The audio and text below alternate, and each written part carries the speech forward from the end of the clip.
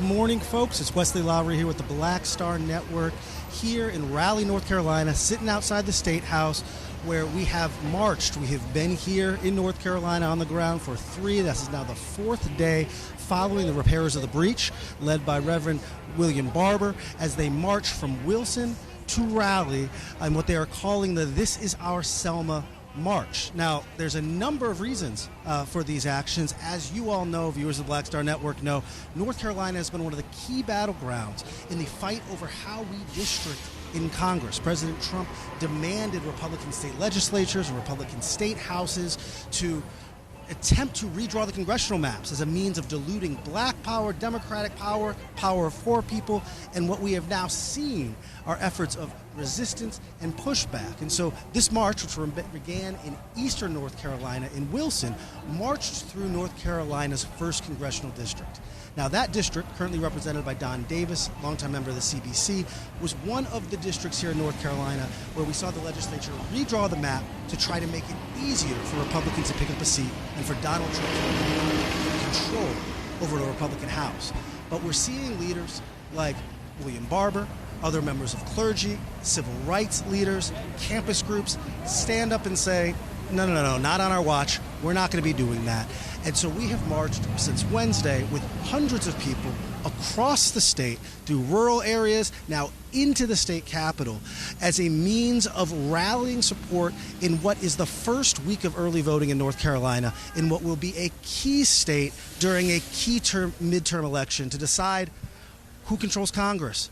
Will there be a response to Donald Trump's first 2 years back in office?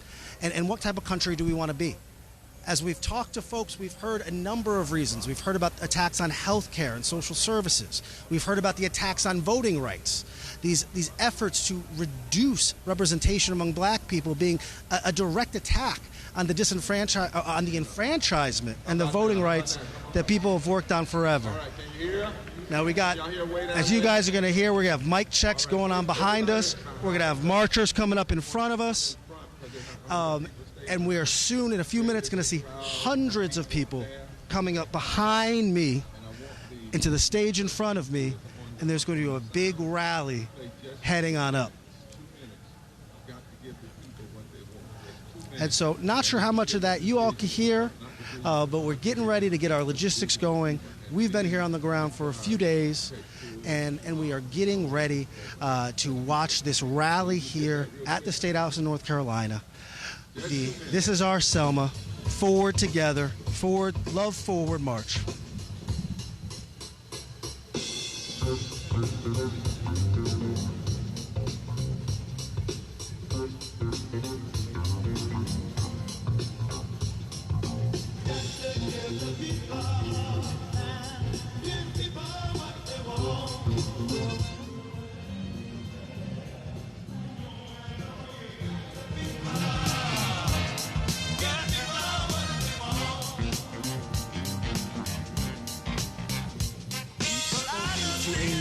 Of people, done interviews with Reverend Barber, other members of clergy, as well as a number of the marchers, to ask them why they're coming out and what they want to see happen. Now, one of the key things that we've been told over and over and over again is that this is not a rally that is about despair. This is not a rally that is about resistance, but rather this is a celebration and is a fight for vision moving forward. Reverend Barber, when we talked to him on the first day of the march as well as on the last day of the march yesterday, he made sure to stress that what he wants to hear from clergy around the country, here in North Carolina, but as well as political figures across the country, he wants to hear a clear vision, not just the resistance they want to have to the Trump administration, but he also wants to hear what we are standing for, what we are fighting for. You know, as everyone knows, especially viewers of Black Star Network, Reverend Barber comes out of a black faith tradition that stretches back to the Howard Thurmans and Martin Luther King Jr.'s, to Jesse Jackson, one that speaks about a vision for multiracial, multicultural democracy, one that advocates for the least of these, the poor, the disenfranchised, the blacks and Latinos. And so what we've seen throughout this march is a multiracial set of people white, black, Hispanic, folks who have come not just from here in North Carolina, but from around the country, people who've flown in from Utah and from California. We had one of the monks, someone who had been up in the nation's capital, who said he felt so moved by what he heard was going on here that he had to come down and join the rally and join the march. And so we have been talking to people. We have been marching with folks. It has been rain. It has been shine. It has been cold. It has been nice. The sun has come out by the end of the day, and so we're imagining that the clouds are going to part by the time this rally gets going, and we're going to have some sunlight here. But again, this rally has been pegged here in North Carolina to the first week of early voting, early registration in what is going to be an important primary race in North Carolina, leading into an important midterm general election where this state is going to decide, will Donald Trump and Republicans, will they be rewarded for their gerrymandering and redistricting that they did earlier this year, or will voters show up, black, brown, disenfranchised, poor, and say, no, not in our name. As Reverend Barber has noted, there were assumptions that went into how they redrew these maps. There were assumptions about how many people would show up and how many people would vote. And that if more black, brown, and poor voters who've stayed home in previous elections show up, it can foil those plans of the Republican legislature as well as President Donald Trump.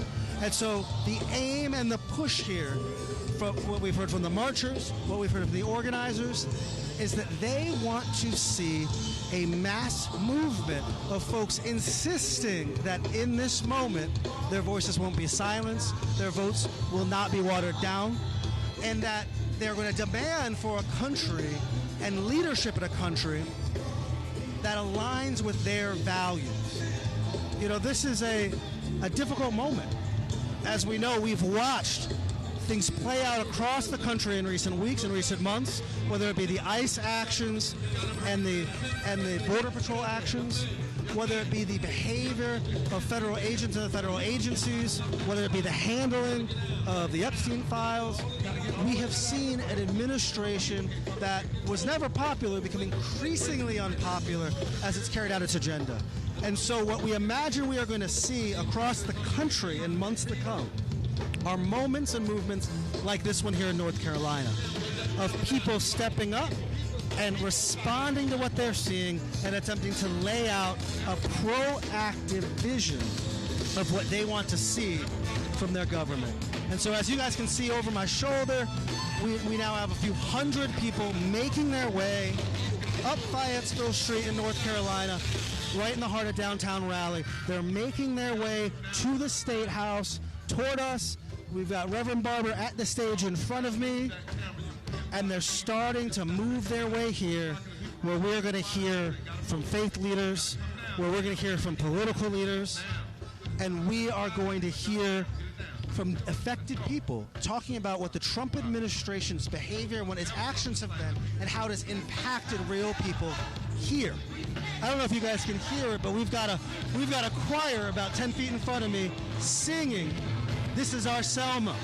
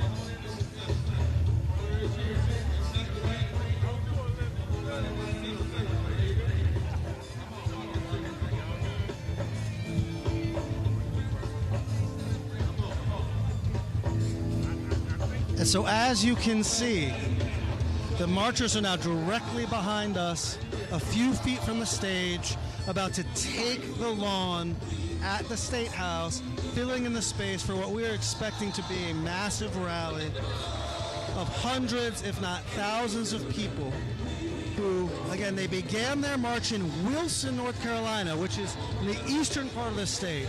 Poor, impoverished. This is not the Research Triangle. This is not Charlotte, where my family's from.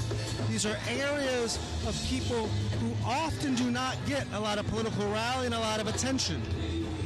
And they started the march there because that is the district that the Trump administration has attempted to disenfranchise through their actions and their redistribution of the congressional seats. And so we've walked from Wilson 50 miles here to the State House, and so now to my left, people are filing in immediately to my left. The view you're looking at right now is directly next to us, filing their way from the street up to the State House steps, surrounding Reverend Barber, where we're expecting a rally to go on for several hours, demanding a positive vision in response to what has been a fascist, autocratic administration. As you can hear, they're singing and they have declared, "This is our Selma." And we're seeing a remarkable multiracial, multi-ethnic, young, old, clergy, singing, dancing, and clapping.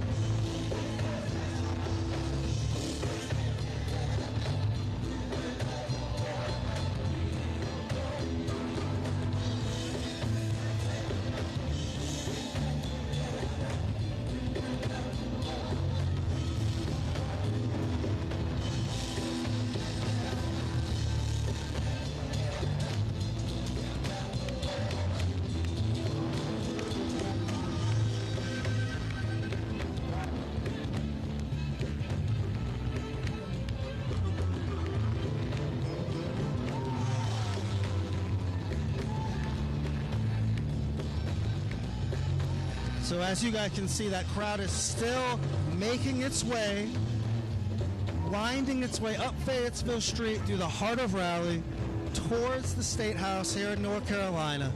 They're carrying signs that say "Forward Together." They say "Love is moral resistance." They say "We love voting rights for all." They are demanding oversight of ICE and of Border Patrol. They are pushing back on the Trump administration's attempts to gerrymander and to disenfranchise, to dilute the black vote, the brown vote, and the poor vote. And like I said, what you are seeing is the scene right over my shoulder on one screen and right in front of me on the other. You know, as we all say when we talk about funerals, right, we do a celebration of life. This is not a resistance rally, as Reverend Barber has said. This is a joyful celebration, and this is a push for a positive vision looking forward.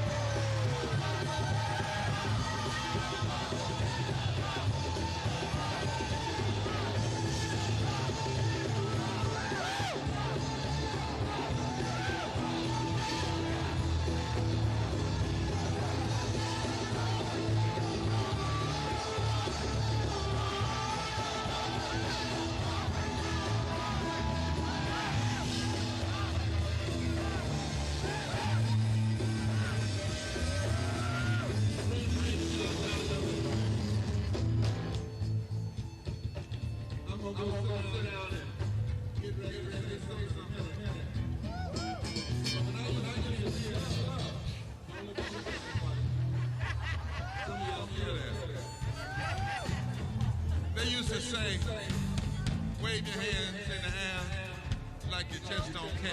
But that ain't the kind of rally we had. This is a love for. We do care. We're not the uncaring crowd. We're the caring crowd.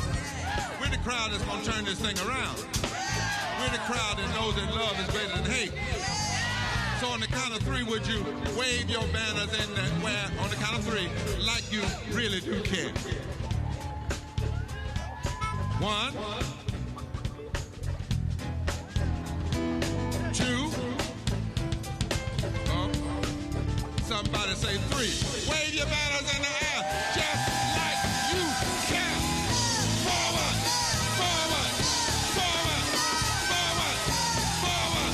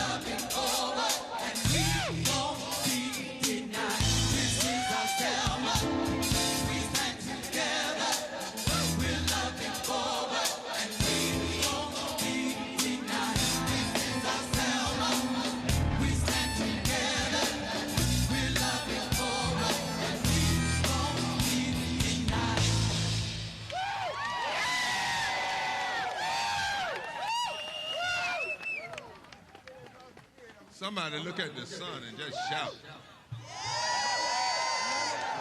Love done brought the warmth out. So people are still coming. Look back there. God almighty. All the way down Fayetteville Street. You don't have to bunch up on Morgan. We got Robotrons and microphones and all the way down Fayetteville. So we want people to still come. Now the first thing we want to do is all the people that are 70 years and older, raise your hands. Can we honor all of our elders? Can we honor our elders? Come on, let's honor our elders. They've been through this before. All of the folk that are 18 years and younger, would you raise your hand? Can we honor the young folk? Now, would you point your hand to the sky and honor the ancestors with silence? From the east.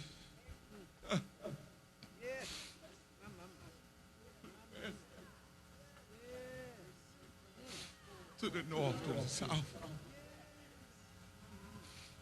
We honor our ancestors who died. Our father, mothers. Thank you for fighting before we had our chance. We will not let you down. Amen. Amen.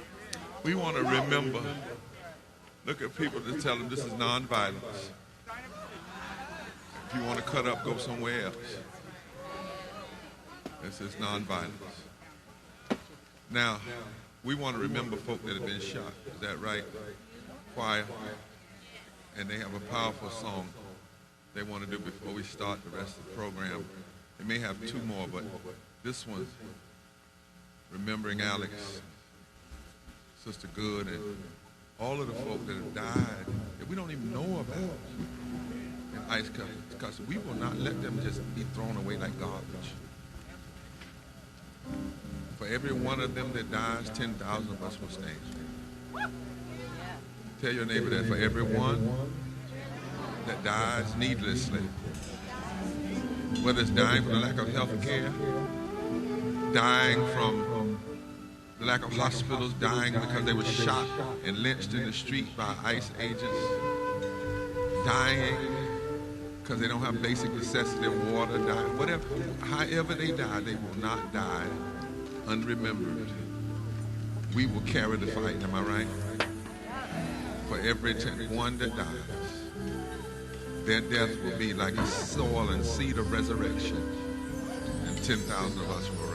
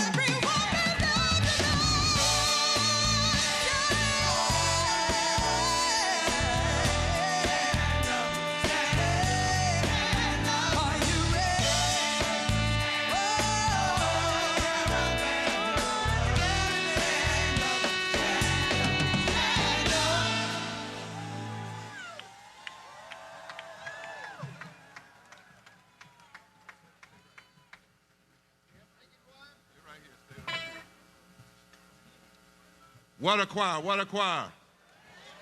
Well, actually, we call it theomusicology. And we thank Brother Bill and Yara Allen and the Street Genie, Freddie, and all the musicians and all of these singers who come from all over. From all over. I want you to know today we've got somebody who said they had to bring a bus from Selma to connect the spirit of Selma, Alabama with today. I'm going to come back later, but it's important to clarify in this moment.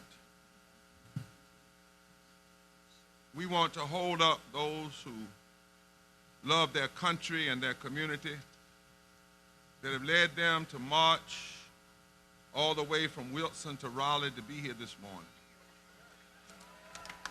51 miles. And we're grateful for those who drove all the way from Mitchell County in the west, and Asheville, and Dare County and Washington County, all across the coast from Charlotte, the Piedmont, the Black Belt counties down east. We celebrate all those who come from Granville and Warren and Vance County, what we call the historic well springs of rebellion against authoritarian and white supremacy and tyranny. We welcome all those who come from the Triangle, because today we are one people. But no matter how far we have traveled today, we've all come here through great tribulations. Our minds are troubled, our hearts are troubled. In many ways, we're heartbroken. Heartbroken in this nation, we continue to try to love and love and love, and we find ourselves saying what Langston Hughes once said, America has never been America to me, but I swear this oath that America will be. We come here with some anger and grief, not madness, but anger at the murderous assaults on the American democracy, the assaults on human decency that we've been witnessing with our own eyes, and we will not let anybody tell us that we're not seeing what we're seeing. More than anything, with all of that in our minds and our hearts, we've come here today in a spirit of love. And we've assembled in our yearning to come home, to wake up to a new country. We're not fighting for normalcy. We're not fighting to go backwards. We're fighting to go forward to the America that never was, but yet must be. And the living ingredients of our own history have taught us that the things do not have to be the way they are. Indeed, things cannot stay the way they are. As we gather here today, let us be reminded that in the 3rd century, when an emperor named Claudius, an authoritarian named Claudius, was hungry for power, wanted to put his name on every building. Talking about Claudius, who wanted to use his military to run rampant around the world, Claudius. And he wanted to use young men to wage wars when he himself wouldn't even fight. Claudius, who wanted to expand territory. He put out a decree against marriage for young men so that he could send them to war. And he thought that he could control love. Claudius reasoned that if he could maximize the potential of his people for war, if he could minimize love. But Claudius' plans were frustrated by a priest in Rome named Valentine, a bishop of the church who believed that love was more powerful than an empire's army. Yes, Claudius could marshal the resources of the Roman purse and the force of the Roman legions to impose his will on the world, but he found out that he couldn't stop love. Men and women defied him and kept falling in love. Claudius couldn't stop Bishop St. Valentine. He married people in secret and they came out in public. And in an act of civil disobedience, Valentine refused to cooperate with the emperor's unjust decree. Because not only can people in the military defy unjust decree, we the people can defy unjust decree. And he signed the certificates of their marriage. And on February the 14th, 269, St. Valentine was beheaded in Rome. Claudius used his power, used his wealth to kill him, but he still didn't have the power to stop love. 18 centuries later, we don't remember Claudius. There's no day named Claudius Day. No one recalls the name of the henchman who cut off St. Valentine's head. But every February 14th, We remember St. Valentine in the public square. This day we celebrate also the power of love is the day that Frederick Douglass chose as his birthday. He didn't know when his real birthday was because he was born in slavery. But he said, if I'm going to choose a birthday, I'm going to choose it, my brothers, on Love Day. And Douglass knew that the cold cruelty of American totalitarianism, he knew what it meant to be treated as property. He knew what it meant to be separated from his mother as a boy. He knew what it meant to be assaulted. But when things got bad, Frederick Douglass said this to the nation. He said, even though these things are happening, the time is now for us to intensify and embolden our agitation. He knew that people who claimed to own him didn't have the power to quench his mother's love. And so most of his life, he carried the memory of a sweet cake that his mother gave to him the last time he saw it. She made it in the shape of a heart. And he wrote with a rich, dark ring glazed upon the edge of it. She called Frederick her little Valentine. And that love kept him alive. That love gave him a heart for a country that dared to enslave him. My brothers and sisters, here we are today.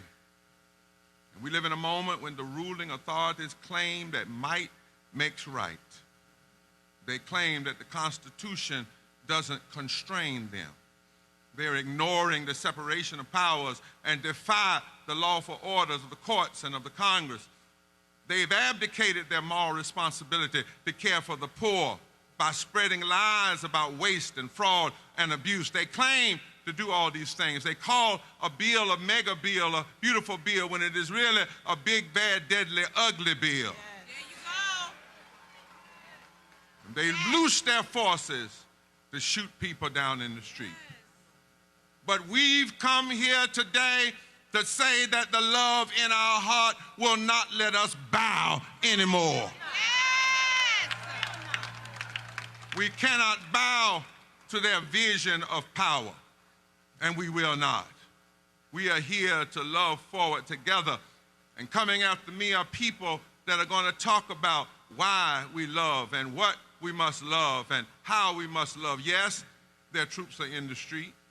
Yes, their masked men are knocking on our doors. Yes, they are now talking more about nuclear power. But we are here to remind them that love has proven down through the history to be stronger than all of this. Yes. And so, my brothers and sisters, here we are today. Here we are today, and today, since Wednesday, we've been marching. We started in Wilson, in the old district, Toby Fitch, that they've gerrymandered to steal and rob a seat. We started the day before the day early voting began, and we're here today to declare that when we leave here, we're going back to our communities across this state, and we're going to take love and organize everybody we know. And we're going to say to them, it's time to voice your love and vote your love and stand in the vitality of your love, because we need love to be victorious one more time. And so if you love seeing people out of poverty, it's time for us to love forward together. If you love seeing people make a living wage, it's time for us to love forward together. If you love to see the establishment of justice rather than the establishment of injustice, it's time to love forward together. If you're tired of seeing 87 million people either underinsured or underinsured, and you want everybody to have health care, it's time to love forward together. If you would rather see a nation put more money in public education, training our children's minds, than putting money in bombs to kill our people's future, it's time to love together. If you want to see a nation that recognizes that power is not supposed to be used to hurt and to beat people, but power is supposed to be used to lift and help people, it's time to love together. If you would love to be in a nation that cares about everybody, that believe that empathy is a virtue that we all should have. That looking down on people should only happen when you're looking down to pick them up.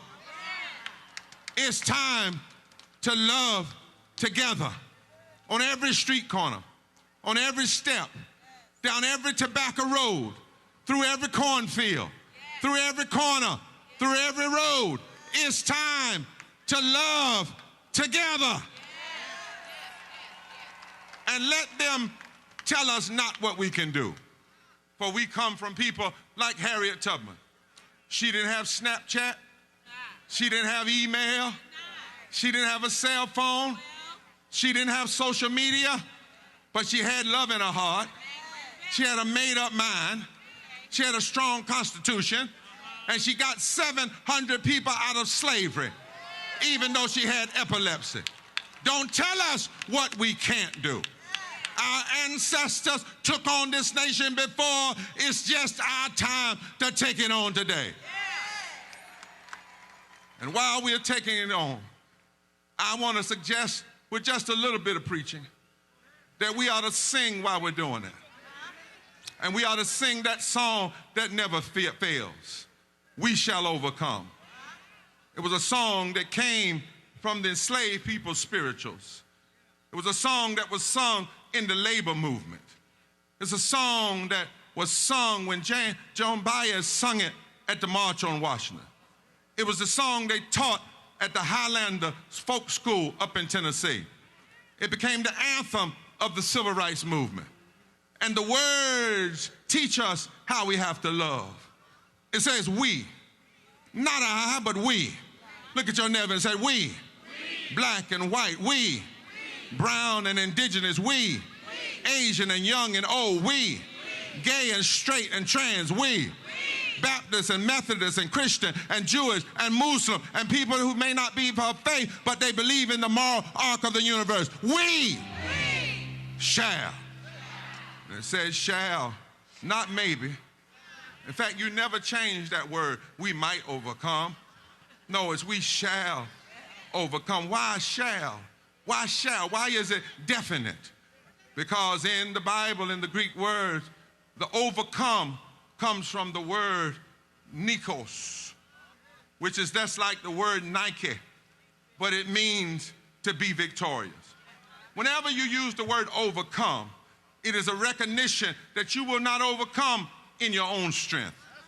You will not overcome in your own power. You will not overcome in your own might. But if you do the Lord's work, you shall overcome. Oh, can I holler just a second? I don't care what they say. The Lord is my light, my salvation. Whom shall I fear?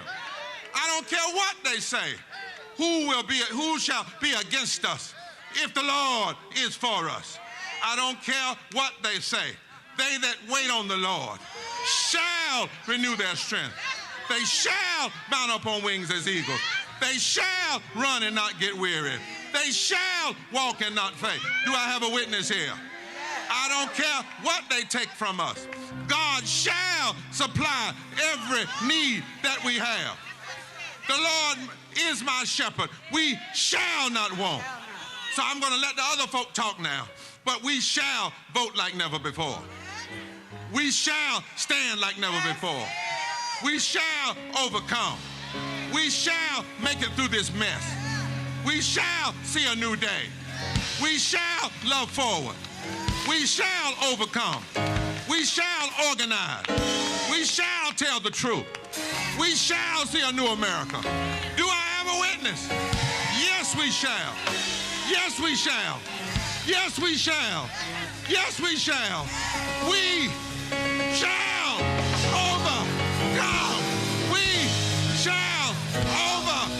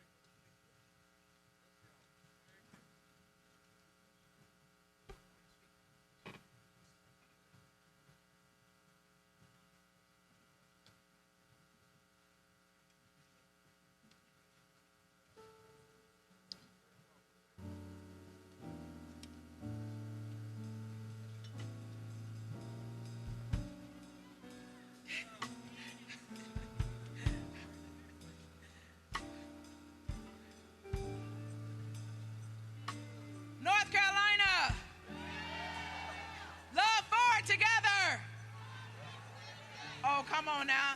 Love forward together. Love forward together. All right. I want us to begin with our North Carolina preamble, and then we will have our litany, and then we will have our setting.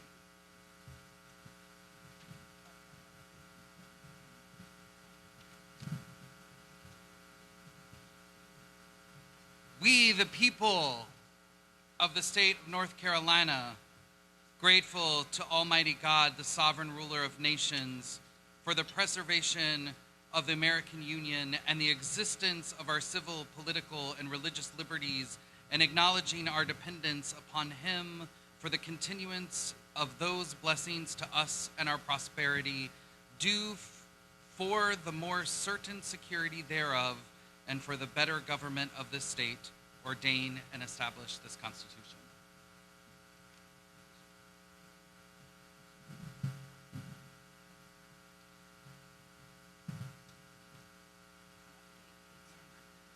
Come on, everybody. Love forward together. Not one step back. Love forward together. Not one step back. I am Bishop Sonia E. Williams, representing the Fellowship of Affirming Ministries under the visionary leadership of Bishop Yvette A. Flunder. And we stand here today because we believe in the power of love. We are loving forward in Raleigh to declare that democracy is not a museum piece. It's a living practice, and it must be protected by the people, not shrink-wrapped for the powerful, but gift-wrapped for the poor.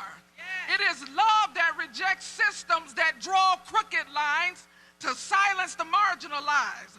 And we are here because love is not dominance. It is dignity. It is not about control, but it is about conscience, not about building walls, but building bridges in God's image. Love forward together, not one step back. T-Fam believes that mercy is stronger than meanness, that grace is greater than greed, and people matter more than profit margins. And so we challenge the empire today. We challenge the establishment today. If your theology puts people in cages, it's not holy. If your economy needs poverty to uplift the wealthy, then it's not healthy. If your politics needs lies, it's not leadership. We are loving forward to a future that refuses to be small. Come on, love forward. Not one step back. This is our Selma moment. Not because history is repeating itself, but because courage is rising. And so we come to let it be known we will not be erased. We will not be divided. We will not be distracted. We will not be denied. We march with love in our mouths and truth in our feet. Because when we march with love, then history has no choice but to change. Say it one more time with me. Love forward together. Not one step back. We shall overcome. God bless you.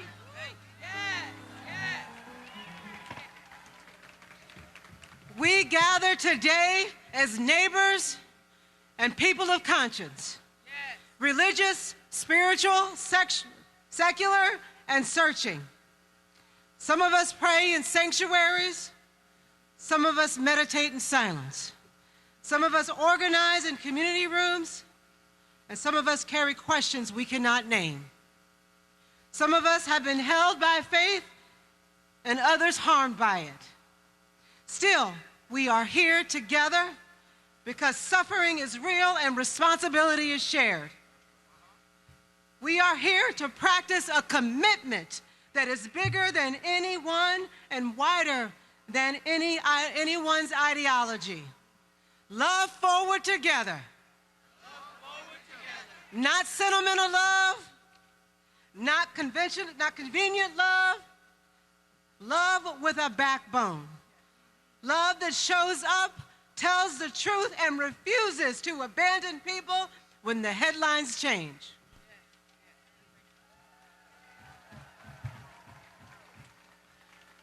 And we name what is happening in our communities without denial. People are working hard. What are they doing? Working hard. And they're still falling behind. Families are choosing between rent and medicine, between food and utilities, between rest and another shift. Elders carry too much on too little. And children absorb, listen to this, children absorb stress they did not create. We name housing insecurity and displacement. We name healthcare that feels out of reach. We name the loneliness that grows when survival becomes a full-time job. We name the violence we can see and the violence of neglect that hides in plain sight. And we see clearly these burdens are not private failures. They are public issues. So we choose to respond publicly with solidarity and organization and courage and the guided commitment of love forward together. Amen. Amen, amen. I want you to grab your person beside, let them know you got them. There's some persons that said they need to seat. If you're disabled and you need to sit down, you can come right back through here. They'll let you back. There's some seats in the back. The litanies need to be 2 sentences. 2 sentences, 1 minute, 2 sentences. Everybody that's coming now is coming, and each person is doing 2 minutes going right to their issue, right? Because before we finish this, in about 45 minutes, I have to come back and give us our marching orders, because if you do a rally with no marching orders, you might not have done it, right? So I want everybody to hear that. Now, they say, well, Reverend Barber, you talk longer than 2 minutes. That's because my job, as I was asked to do, was to set the reason why we were here, okay? Everybody doesn't do that. It's not ego. It's just setting it here. But we are about a rally to make sure that we have an agenda when we live here. So whatever you have in front of you, take your best 2 sentences of that litany. We want to get our other, particularly our impacted speakers. So I want to shift a little bit. We make sure we get some impacted folk up here right after this crowd. Am I right? I'm talking about folk that labor, health care, that kind of thing. Let them have the mic. And any preacher that doesn't want them to have the mic, well, we'll pray for you. All right? So 2 sentences. Clarity, thank you. Look at that, helping people. Look at that, helping this. That's what I'm talking about. That's what we're talking about. The rally, somebody gave up their seat so somebody else could sit down. Put a hand together. Put your hands together. Now, can you all hang tight with us for 45 minutes so we can get our marching orders after that? All right, all right. Let's move.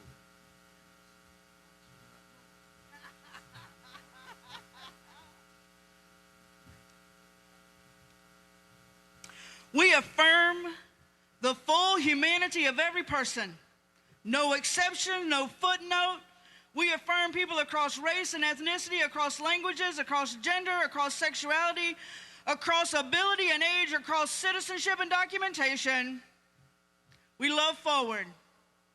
And it means we will not fear, we will not let fear decide who belongs.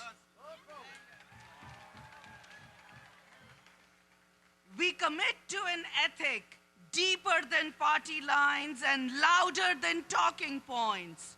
Truth matters, dignity matters, and the public good matters. We commit to justice that can be measured, safe and stable housing, accessible, affordable health care, living wages, and fair labor protections. Love forward together. We begin when the nation begins without party, without personality, without permission. We, the people of the United States, in order to form a more perfect union, not a perfect union, but a more perfect one. That is constitutional language for we are still under construction.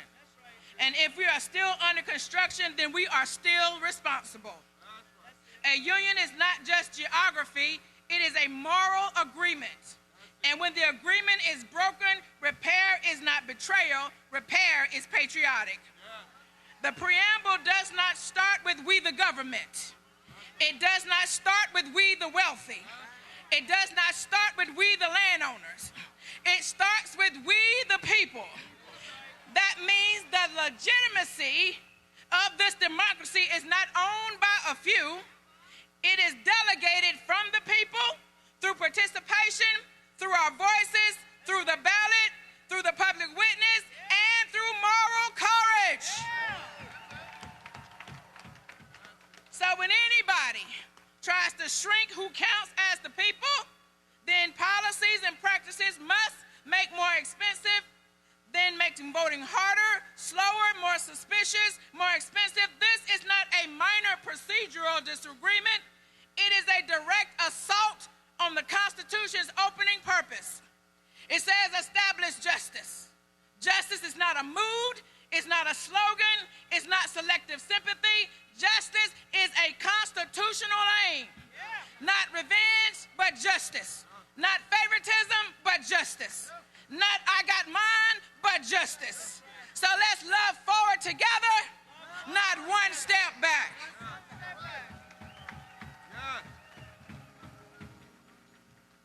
Put your hands together. Now we have coming now, there are 4 MCs that are working together. The Reverend Dr. Hannah Broom, let's give it up. Dr. Willem, where's Willem? Where's he? He's on. Dr. Nancy Petty and Reverend Dr. Della Owens Barber. They are our 4, if you will, MCs, and they have a special, what we call tying it all up. Y'all know tying it up? In other words, other people come, and then as clergy, they tie it up. That's what Hannah just did. She was tying it up. And we're live streaming all over the world right now. Everybody, pick up your banner so everybody can see it. Y'all turn, live stream, send this around. Yes, all over, all over. So they will come. They have a little bit extra, those 4 MCs, because they're tying it up. They're putting a bow on it. Because we're teaching now. You never have a mass rally just to have it. You have it to teach. Mass rally is about mass public education. Am I right? 06, brother. I'm right. Amen. Amen. Come on into the rest of it.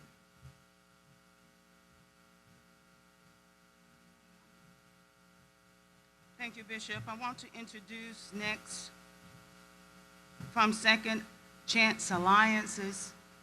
They're going to be sharing with us today why we love voting rights and the ballot, particularly for formerly incarcerated persons. Standing with him is Greg Singleton and Sangria Noble. Will you please welcome them?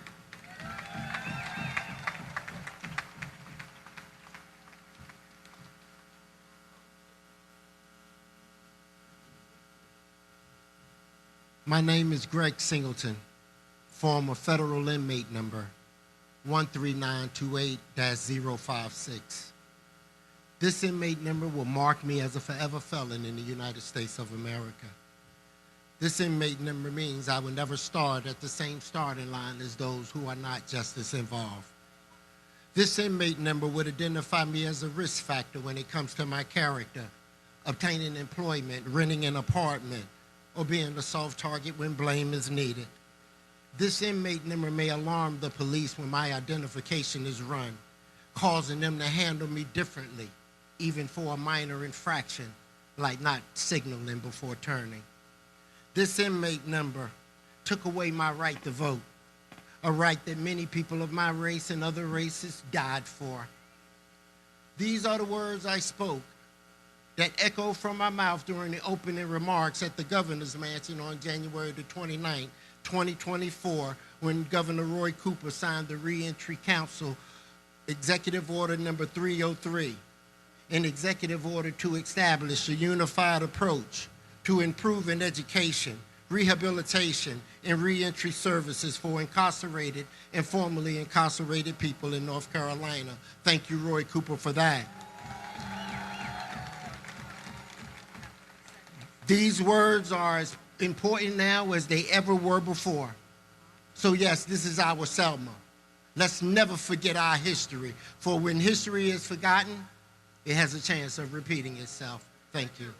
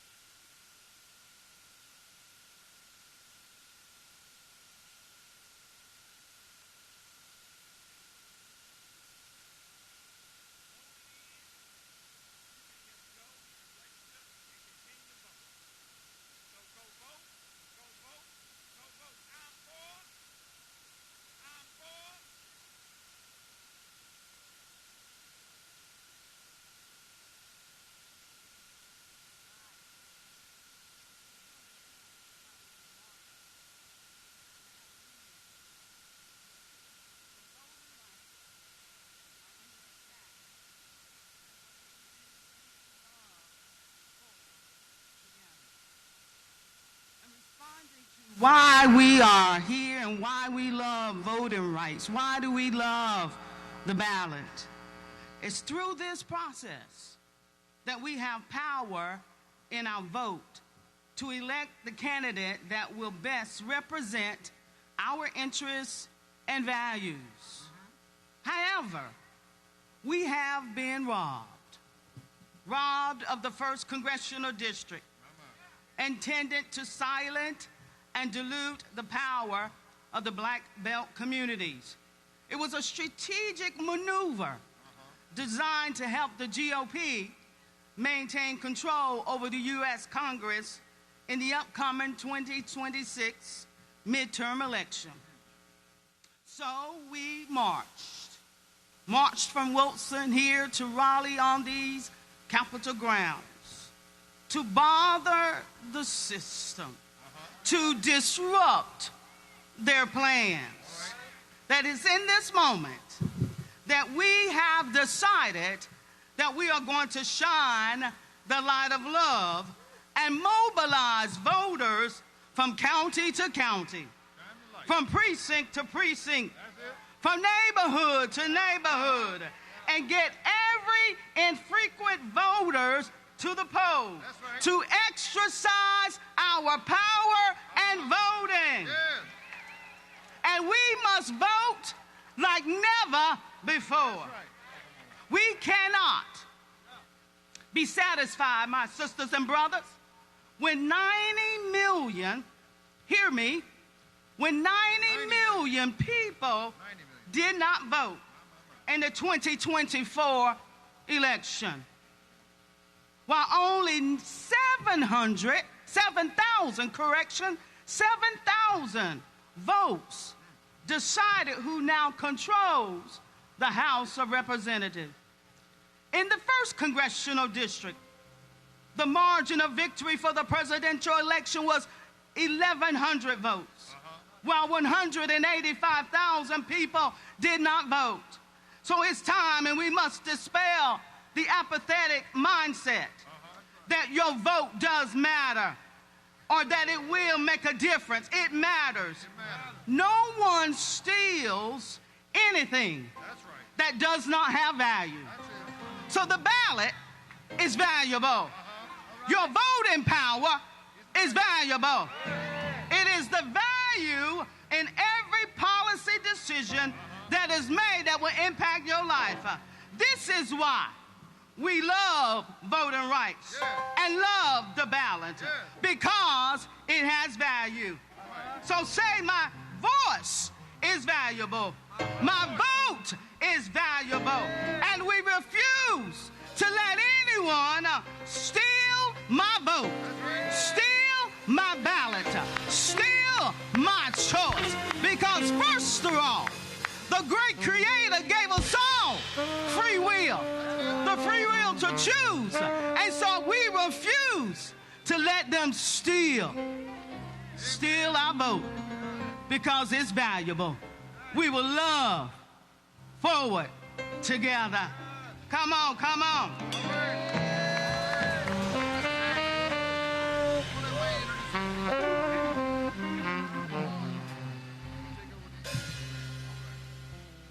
Thank you, Dr. Owens, Barber. Thank you, thank you. North Carolina, are we ready to vote? Are we ready to vote? How many believe that we all ought to have living wages? How many of you think everybody deserves a fair living wage? We're bringing up to the mic now workers from the USSW, U.S. Southern Service Workers, Keith Bullard and Brandon, to talk about living wages. Oh, come on, service workers, make some noise. Oh, we can do a little better than that. If you love unions, make some noise. Oh, man, my name is Keith Bullard. I'm the Deputy Director for the Union of Southern Service Workers, and we are out here because we believe love shows up, showing up just like all of us are out here today. Am I right?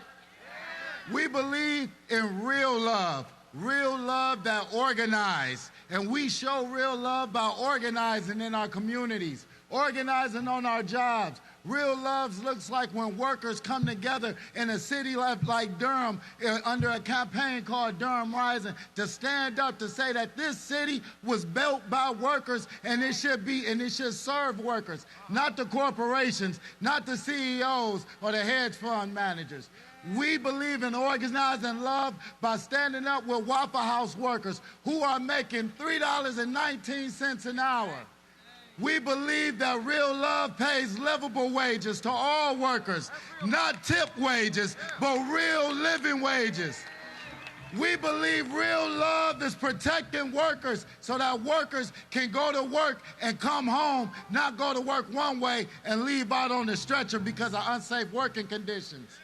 We believe that real love for workers in our communities is by standing up for the most vulnerable people in our communities, standing up for all workers, our immigrant brothers and sisters, our neighbors. Real love organizes, and that's why we are here today, because our strategy is exactly in our chant today, that love forward together. Am I right?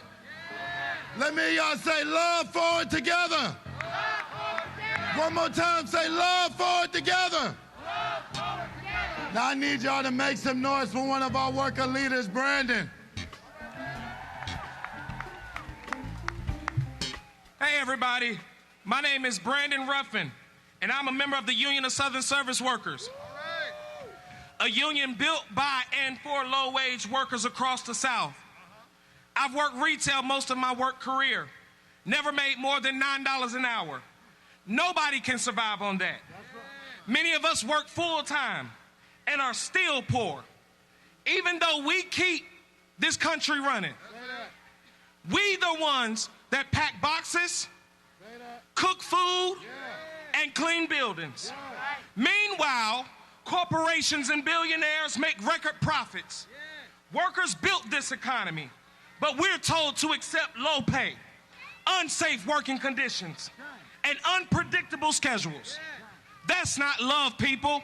That is exploitation. This fight is also about who belongs. My immigrant brothers and sisters and family are being targeted the most right now. Most of them are being detained right now. They are not convicted felons, neither are they criminals. They are workers, they are parents and neighbors. When workers stand across race, immigration status, job titles, we shift power. That's real love in action. And we will win. That's right.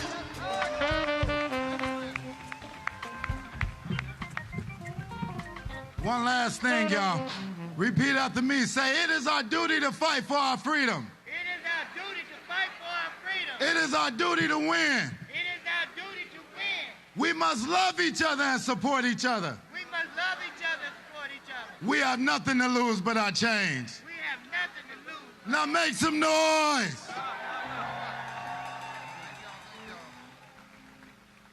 When we talk about fighting and loving justice for the poor, what we're really talking about is loving people.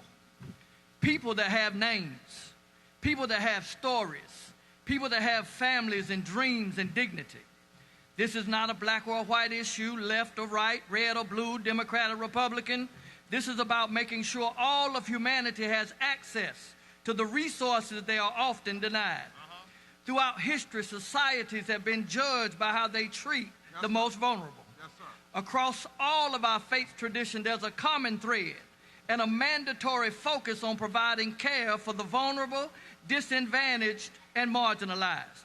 Our faith reminds us that whoever oppresses the poor shows contempt for their maker. The prophet Isaiah reminds us that we are called to seek justice and defend the oppressed. Justice for the poor isn't just some secondary issue, but it is central to what it means to love mercy and do justice and walk humbly with our God. When people are trapped in poverty without access to fair wages, without access to education and health care or legal protection, it weakens the moral fabric of our entire community. Poverty is not just about lack of money, it's about a lack of opportunity and a lack of voices. Loving justice for the poor means more than just feeling sympathy. It's believing that every person carries equal worth. It means asking the hard questions about systems that keep people stuck in their situation. It means choosing generosity over indifference, advocacy over silence, compassion over convenience. Justice for the poor is love with courage. It is compassion with purpose. And if we believe that everybody has human value and worth, then loving justice for the poor is not just an option, but it is a reflection of our humanity. It is how we build a society where strength is used to lift up from the bottom. Lift up from the bottom, not measure success about how high and powerful rise, but how well the vulnerable stand. Let us love forward together. Let us love forward together. Yes, sir. Forward together. Say it again. Love forward together. We need 4 people that'll come and relieve. We need black, white, diversity, Asian, brown, that'll relieve the banners. 4 people that'll come quickly and relieve the banners. We take care of each other. Say, take care of each other. Take care of each other. Now, quickly, we got to do something. Come on, choir, come on, choir. There's a song that they're going to sing, and you'll understand it in a minute. We are not just here rallying just to say what we want. We are saying it because we're educating so we can fight for what we want. Did you know in the last election, the presidential election was decided in this state by 185,000 votes? Over 400,000 African Americans did not vote, and over 1.2 million poor and low-wage people did not vote. And the number one reason they said is nobody talks to us. Did you know when they stole that district down east, they based it on only a 45% turnout? If 50% of the people turn out, the gerrymandering can become dummymandering. So there comes a time you have to focus not on what they have done, but what we are going to do. We have power. We have power. So we're not here talking about Democrats, Republicans, or independents. We're talking about the power that we have. And we're saying to politicians, don't just come tell us what you're against. Tell us what you're for. What are you loving forward for? So for 262 days, we're going to be calling on people with repairs of the breach and others to split up into teams, go county by county, precinct by precinct, to talk to the people nobody talks to. Is that all right? We're going to ask you from wherever you are to sign up to spend a weekend down east in the 30 counties down east. We're going to ask you to sign up for a phone bank, sign up for a text bank. because love will go to work. Love will not just say, I love you. I have a grandmama, she's gone on to heaven now. One day I came home and I said, Grandmama, I love you. She said, if you do, go pick up that hoe and chop my garden. You don't have to kiss me. Go chop my garden. You don't have to hug me, chop my garden. In other words, put some work in. Touch 3 people and say, it's time to put some work in. How many of you are tired of meanness winning by default? They're not winning because they're winning because we're not turning out. Now, in order to do this work, every moral movement needs some money because mean folk got some money. Am I right? Y'all never heard me do this before. But how many of you know mean folk got some money? They put some mean. So I want you to look. There's a QR code on the screen. There's one here. And if you would like to sow into repairs of the breach for this work that we're going to be working on all of us to do, we want you to take out your phone and hit that QR code. Tell folk all over the nation, wherever you are, you can join this movement because what we do in North Carolina can have impact all over the nation. All over the nation, y'all. All over the nation. So it's up there. I'm not going to say it anymore because I don't ever beg folk to do things. I believe that what's in your heart, where your heart is, your treasure will be. But we got a hammer, y'all. And we got to use this hammer. Do we have a hammer, choir? Yeah. And we got to use this hammer. We got to hammer on some injustice. We got to hammer on some meanness. We got to use the hammer of love to break down these divisions. So while you are loving one another, hitting the QR code, there are a few more people coming. They're going to sing, I've Got a Hammer. Come on and sing together as we join as one people. Following me will be Judge Fitch and Steve Schmidt, 2 people you might have never thought you'd see together on the stage. One has been a Republican, one's been a lifelong Democrat. I'm an independent, but something's happening, y'all. People are coming together all over all different kinds of lines, and they will come to the stage just after I've Got a Hammer.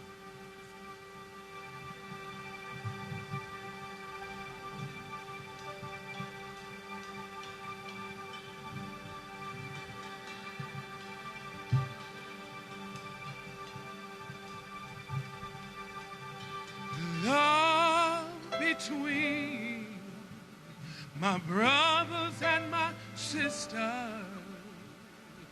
Oh, oh, yeah. Yeah. Oh, yeah. Let me tell you, if I had a hammer, I'd hammer in the morning, I'd hammer in the evening, all over the land. I'd hammer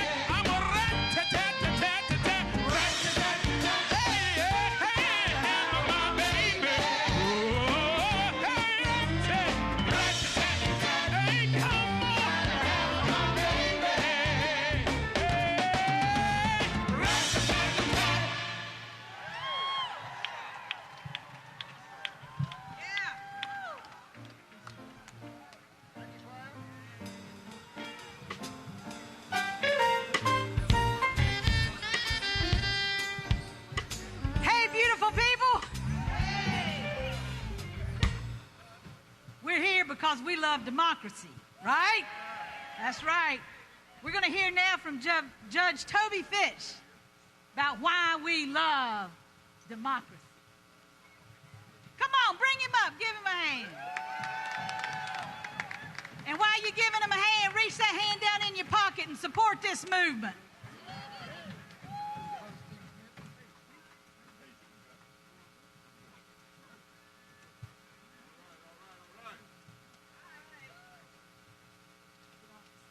Good afternoon.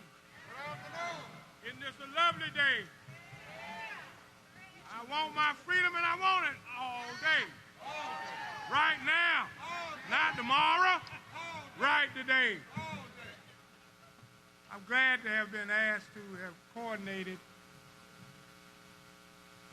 down in the Wilson area this. There goes my note. You know, it's a shame. I just celebrated 50 years as a lawyer. And so if my papers roll away, I don't know what to say. You know, behold how good and how pleasant it is for brethren to dwell together in unity. And that's what we're doing right now. We are gathering together in unity. We're talking about the 13th, the 14th, and the 15th amendments to the Constitution. That precious instrument that we all love, that every day is attempted to be withered away from us. You know, the 13th Amendment abolished slavery. Love says you are not property. The 14th Amendment guarantees citizenship.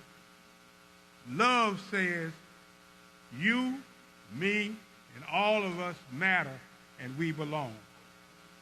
The 15th Amendment protects the right to vote. Love says your voice does matter and you will be heard, but we need to do what we need to do, and that is turn out like we have never turned out before. It's always good to watch the television and to watch the vote come in South Africa. I try to look at Steve Biko and those. Every weekend I can watch the television. And why is that important? It is important because people stayed in line, got in line all day, all week long to be able to cast that most precious thing called vote. So that's what we are beginning to do now, because what? The voting period has now opened. Let's go as never before. They tried to change and chain our bodies. Well, we broke that chain. They tried to deny our humility. But that also has changed. They declared that we do belong. Now that we do belong, what are they going to do with us? They're going to do exactly what that document says. We,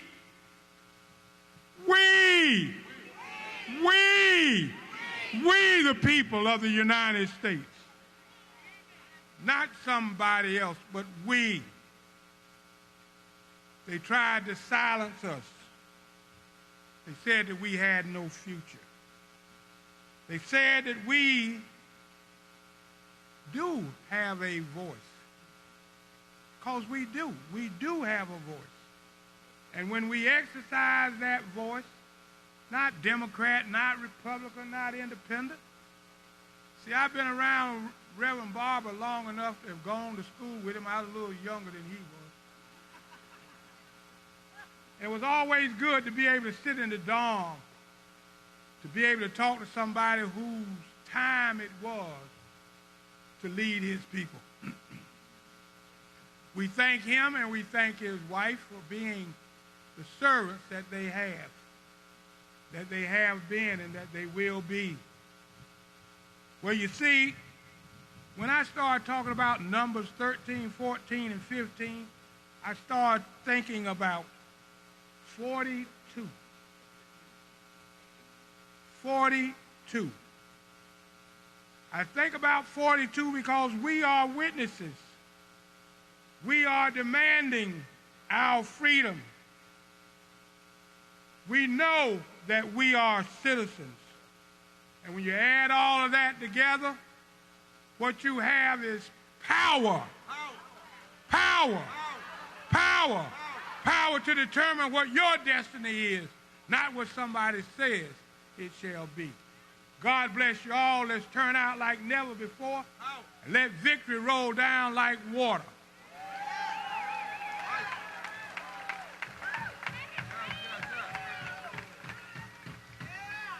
Somebody give it up for our judge.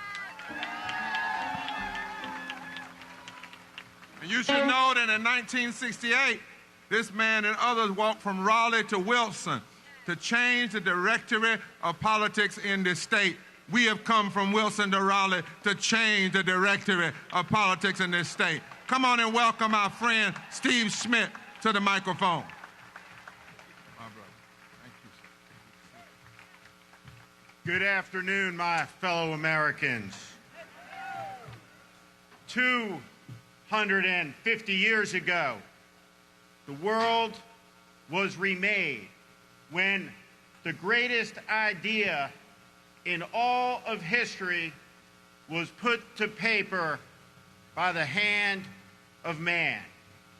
An incomplete idea that 250 years later, down the river of the long American story, we find ourselves standing here together today to reaffirm it, that all men are created equal and endowed by their Creator with certain inalienable rights, among them life, liberty, and the pursuit of happiness. And we do not come today to negotiate or to plead for our rights, because they do not come from Donald Trump and Kristi Noem and Pam Bondi. They come from a higher power. And we are not here to negotiate the freedom of speech and the freedom of assembly and the freedom of religion. We are here to declare that we are not indifferent to the suffering of the child on a cold, hard concrete floor in a jail cell in an American concentration camp. We say no. We are in an hour of great crisis in this country.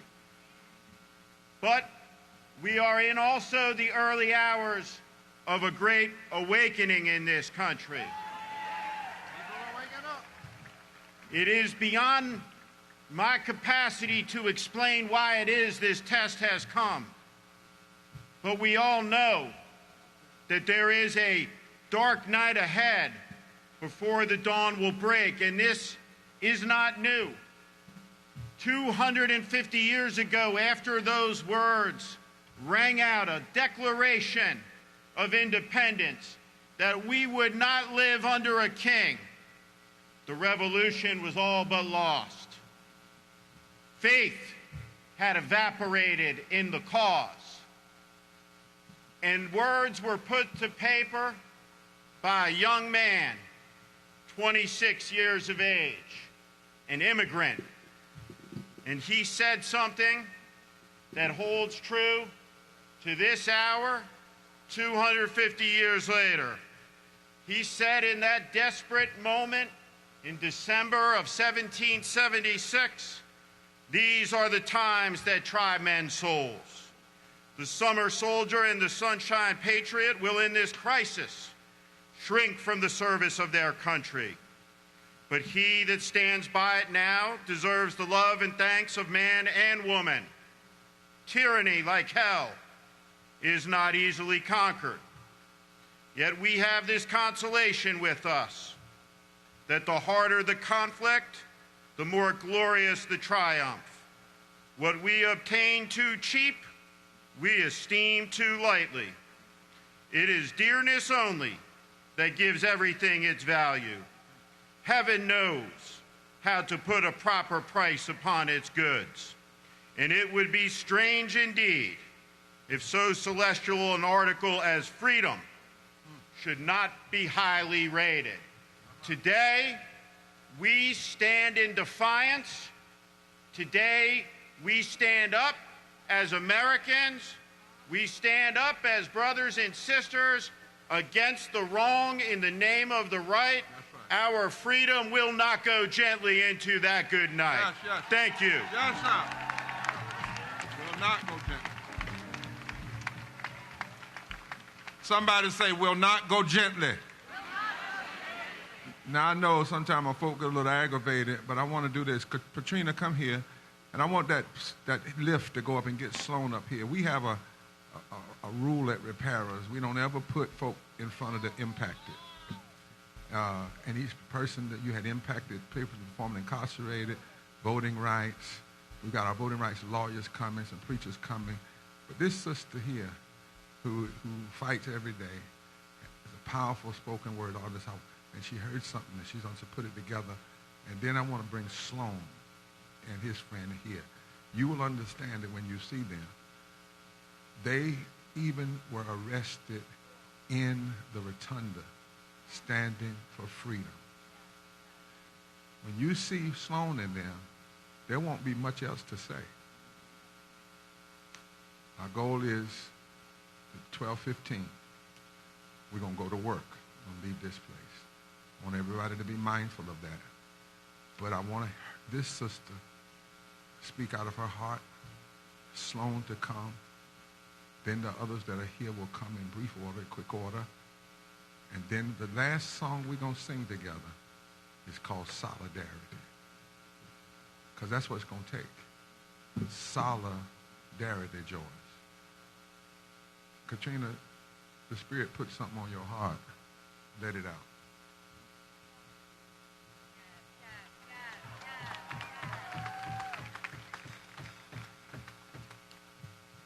This is dedicated to my mother, who is the epitome of love.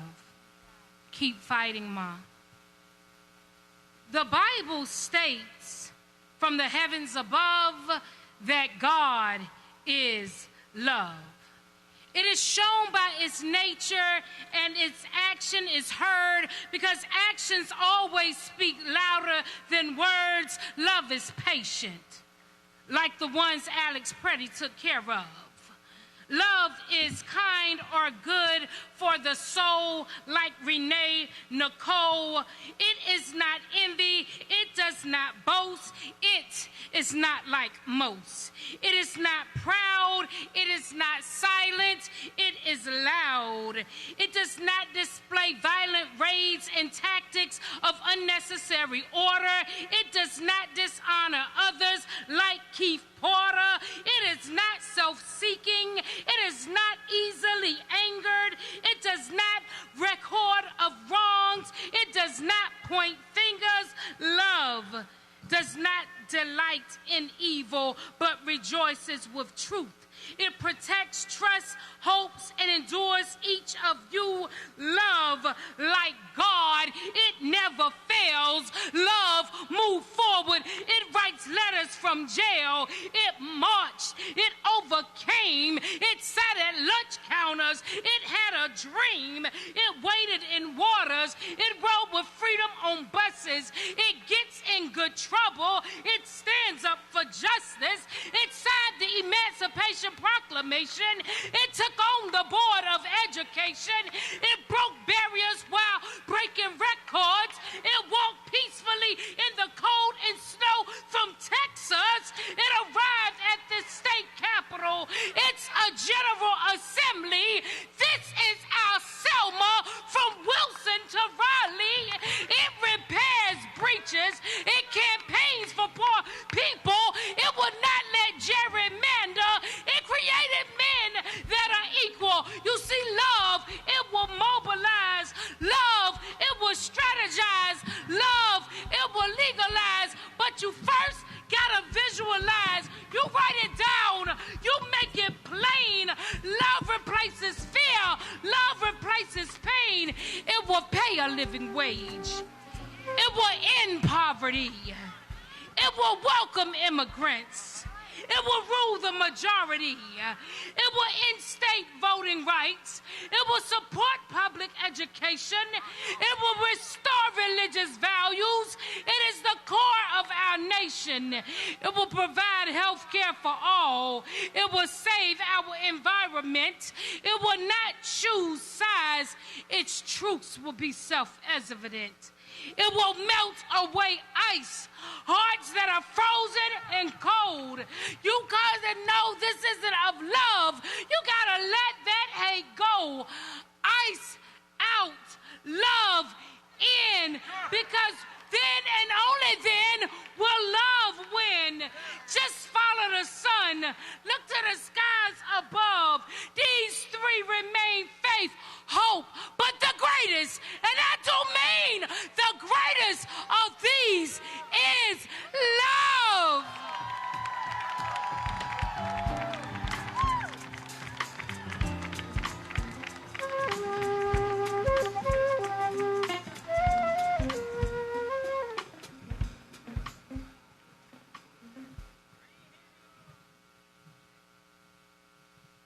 My friends, please welcome Sloan Meek.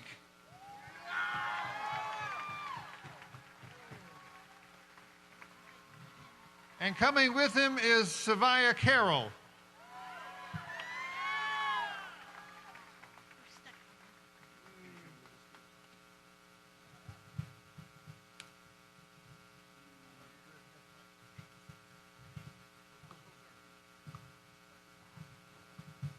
Hi, I am Savia Carroll, and this is my friend and bandmate Sloan Meek. We have both been speaking out about the issue of losing Medicaid and our other supports for almost a year now. And everything seems to be getting worse. We are scared of losing Medicaid and SNAP and losing all the support we need to live our lives. We are scared to see our friends and neighbors disappear, get sick, and die. Please have an open heart. Spread love. And love your neighbor as you would want to be loved. Thank you.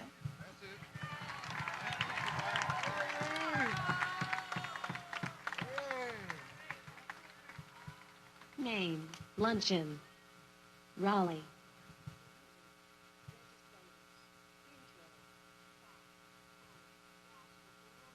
GA, love forward.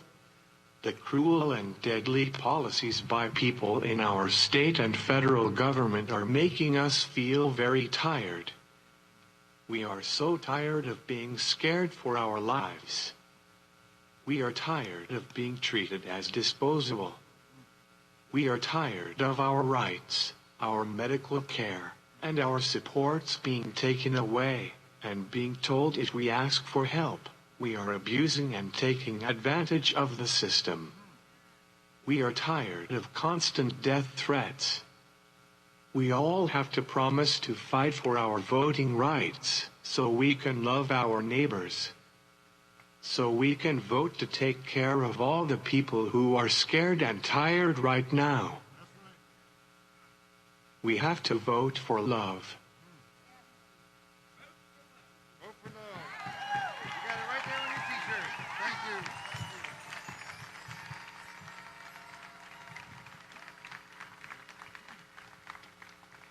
If you're ready to love forward with Sloan and Savia, say yeah. Our friends from Forward Justice are also here to talk to us about the fight for voting rights. Let me welcome them to the stage. Please join me.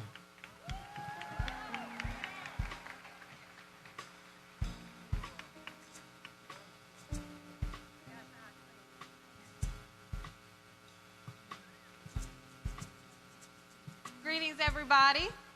Thank you all for being here today. My name is Ashley Mitchell, and I stand before you not just as a staff attorney at Forward Justice or a civil rights attorney, but as a proud North Carolinian from the eastern part of the state who refuses to stay silent while our democracy is under attack. I am a resident of CD1, where the racist gerrymandering maps were recently passed, and this fight directly impacts me, my family, my church family, and my community at large. In Congressional District 1 and Congressional District 3, new redistricting maps have surgically stripped away black and brown voting strength. Lines have been drawn with precision to weaken the impact of diverse communities and to make it harder for our votes to truly count. This is modern day gerrymandering with Jim Crow's handwriting all over it. And let's not forget our college campuses.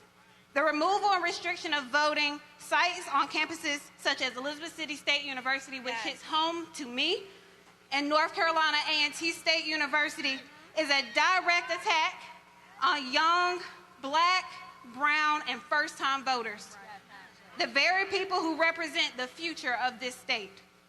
We demand that legislators and election officials reverse these harmful changes. We demand fair district maps that reflect our communities, not erase them. We demand accessible early voting, fair absentee ballot rules, and equitable campus voting sites. And to those that are trying to silence us, especially those of us out there in the East, you will not succeed. We are organized, we are informed, and we are powerful. Thank you. Ooh, thank you, Ashley. My name is Kat Robles. I am Voting Rights Counsel at Forward Justice. We are here because we love voting rights for all, not just the rich or the privileged, but for all. As Ashley already told you, entrenched groups have long tried to keep the vote out of the hands of the less powerful, and this is the cycle we have seen over and over again in North Carolina. Each time black and brown voters gain power, gain access to the franchise, there is a backlash and an attempt to cut back on those rights. And I'm here to tell you that if your vote didn't matter, they wouldn't be trying so hard to suppress it. And we need to remember our power. Despite all of the efforts to suppress the vote, let's talk about the amazing things that we have won. Ashley just talked about Eastern North Carolina. They already tried to take that district away in 2022 and in 2024. And did it work? No.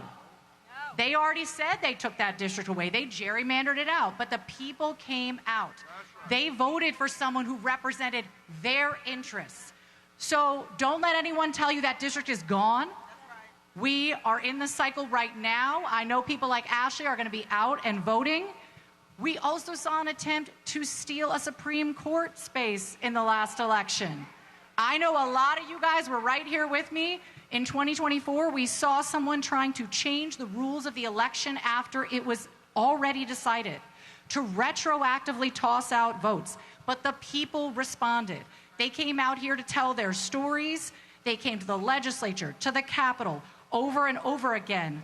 Ultimately, Judge Griffin conceded that race because of the voices of so many of you here today. Early voting has already started. Please, please go out and vote and call 888-OUR-VOTE. If your neighbors are being intimidated, please look out for your Latino neighbors. Please report if you see ICE. Yes.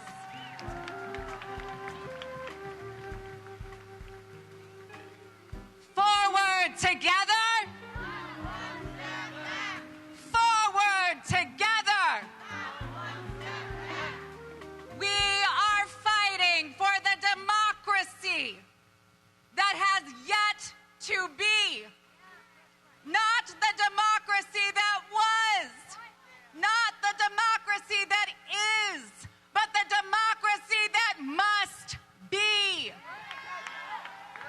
The democracy that will change the South to change this nation. The democracy that respects the fruit of the workers' labor. The democracy that frees us to love our neighbor as ourself. As we close, we are here to say we are not done fighting in North Carolina. We are not done litigating in North Carolina.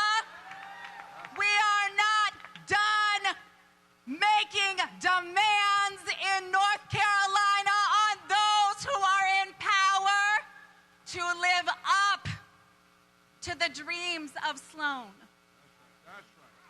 to live up to the dreams of our babies. We know another world is possible because there has always been another America, and we are among those who are going to bring it into being. Bishop Barber asked us to come today to say to you all, the fight is not over in the racial gerrymander in this state. The fight is not over in 2026. We will be continuing to fight in the courts, and we will stand with you until the other America is here. Yeah. Come on, give it up for our lawyers. I want y'all to hear that. We're exploring right in that way new ways of litigating. I see Al McShirley, her daddy raising his fist. Touch your neighbor and say, we are not finished fighting. We fight in the courts. We fight in the streets. We fight in the ballot box. We fight with our prayers. We fight it with our love. But we will fight. Every day. All day. Every day. All day. There was a group that came in the moment we said we wanted to rally, love forward. They called and said, we're in, indivisible. Indivisible. They've asked if Repairs of the Breach would join them on the main stage on the 28th, I believe, coming up. We've been there 3 times, but we want Indivisible to have a word right now. And after they come, before we get to our last few groups, you know, Jonathan, come over here, Jonathan. Jonathan, we had a little strange thing that happened to us. Somebody sent us a Valentine. I said, what in the world? But we said we're not going to keep it up. We're not going to keep it to ourselves. After Sister Karen comes, we got a Valentine all the way from Texas for you. Willie Nelson. Willie Nelson said, I can't be there with you, but I can send a song for you. He said, I'm going to send a Valentine to all the people that are walking and loving forward together. And he said next time if he can come, he'll come. But he sent us a special song for this special day. And then we'll close out. And then the last song will be Solidarity when we give our final marching note. But before that, Indivisible. Let's welcome. You are so beautiful. You are so beautiful. How many of you are connected to the work of Indivisible? There's thousands of groups all over the country. We have hundreds of groups here in North Carolina. I'm telling you, 9 years ago, when Trump was first elected, we were so depressed. We were so depressed. And so what did we do? We knew what to do because we'd been part of Moral Mondays with Bishop Barber. He had shown us what to do. So we kept meeting together. We kept studying. We kept learning. And every time we came together, we felt better. No matter what was happening, our hearts were breaking. But when we came together and felt each other's energy like we're feeling it today, we felt better and we felt stronger and we got stronger. And that's what's happening. And just like we took all our cues from what we learned from Bishop Barber and Moral Mondays, I want to just give a shout out to Minneapolis. Because those people showed us what to do now. We organize our neighbors. Yes, we protest. We also do mutual aid. And so here in North Carolina, we're organizing to stop the camps, to stop the detention camps, to stop ICE, to stop the voter suppression that is happening right now in the General Assembly and the North Carolina Board of Elections. We're going to stop it. We're going to block it. We're going to do some good trouble. Join us. Thank you, Karen. Thank you, Indivisible. Bishop, come wrap this section before we open our Valentine. Amen. Never thought I'd get an opportunity to open for Willie Nelson. My name is Bishop W. Darren Moore, and this is my colleague, Bishop Darren Mitchell. We're bishops of the African Methodist Episcopal Zion Church.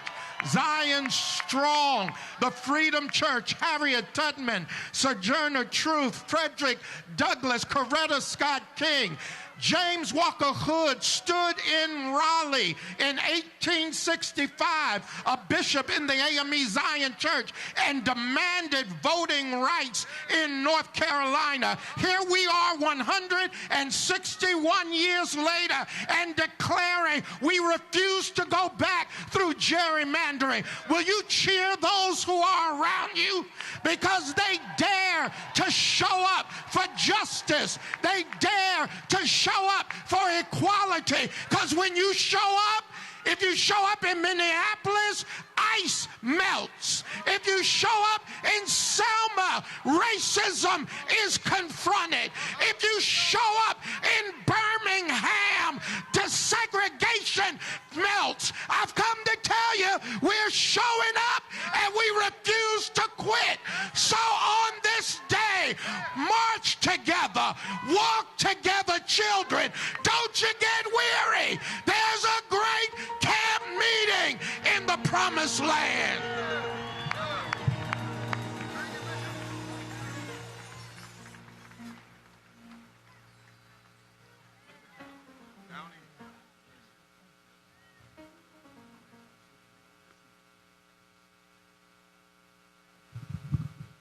Will is coming.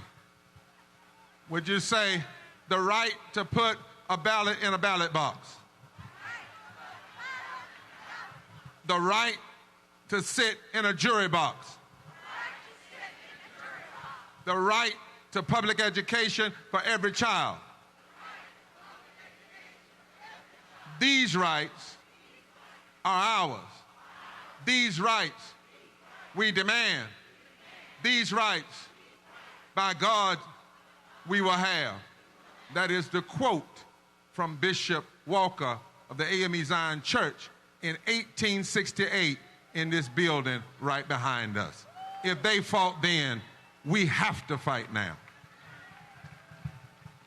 All right, Willie.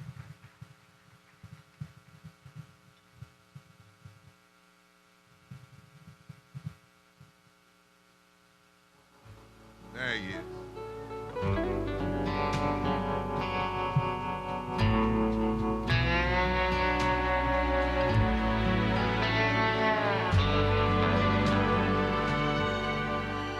Open arms, guiding light, a beacon of hope in the night.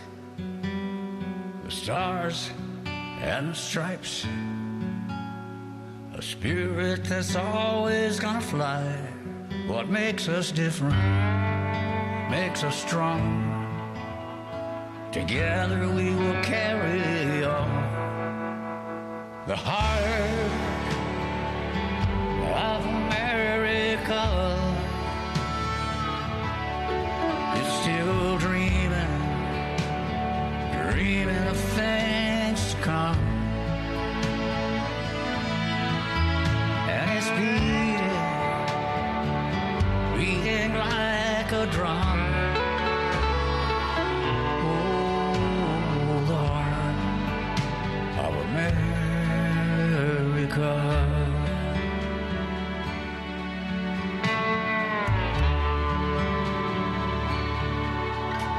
It's a hand reaching out to your brother in a moment of doubt. The freedom in our lungs to sing a song that's never been sung. And there's room for everyone. The heart of America is still dreaming, dreaming of things to come. It's beating, beating like a drum. Oh, the heart of America.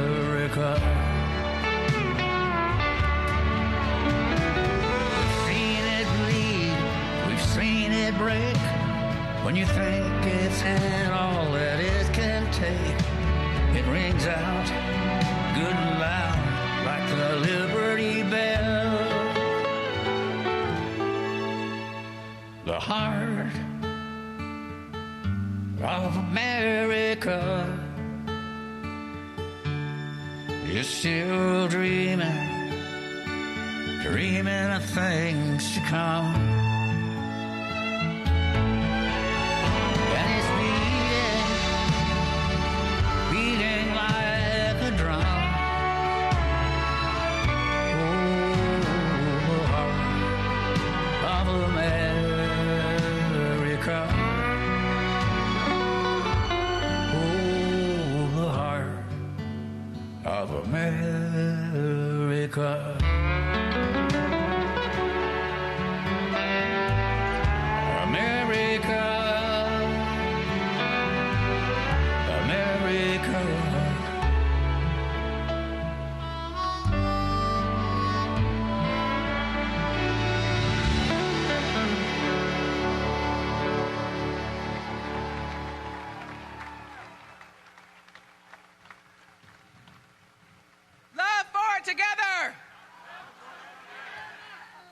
Bringing up our last speakers, and then we will have Bishop Barber come back and give us our marching and charging orders. All right? Is that all right? Let me hear you. Love forward together.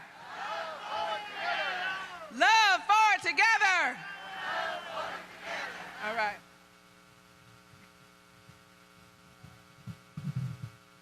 Hello, North Carolina. Hello, America. Many years ago, Martin Luther King said that all human beings are tied together in a single garment of destiny, that we are caught up in an inescapable network of mutuality.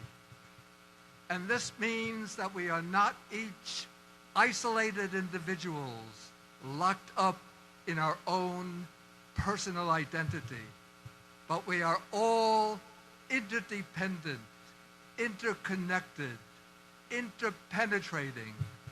And what follows from this is that our ethical obligation is the obligation of love. And what love means in practice is that we should affirm one another, recognize our intrinsic dignity, that we should support one another, uplift one another, and fulfill our common destiny. And our common destiny must be motivated by love, driving us towards justice for all, equality of rights for all, to push for education for all, a sound economy that supports everybody in this country, and that we should become a nation not committed to aggression, to isolation, and a pursuit of our own selfish concerns, but we should be a nation of boundless generosity, supporting and uplifting all human beings throughout this world. Thank you very much.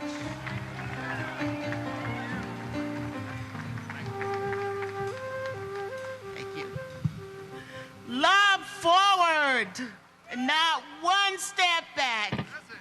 I am a mom of a developmentally delayed daughter, and I'm here today for all the mothers who know that our children need health care. We need health care for our children. My daughter's expenses are over $3,000 a month. I cannot afford that. But I worked 33 years in North Carolina public school system as a teacher. My daughter deserves health care. And I am here to say we're going to get out and vote. We're going to move forward for our children and for our school system and for our immigrants, and all things that are needed. God bless you.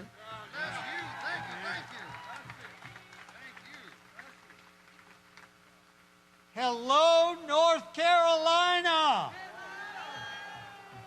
Nothing could be finer than this gathering today. Amen. I bring you greetings from the North Carolina Council of Churches because we stand with you today.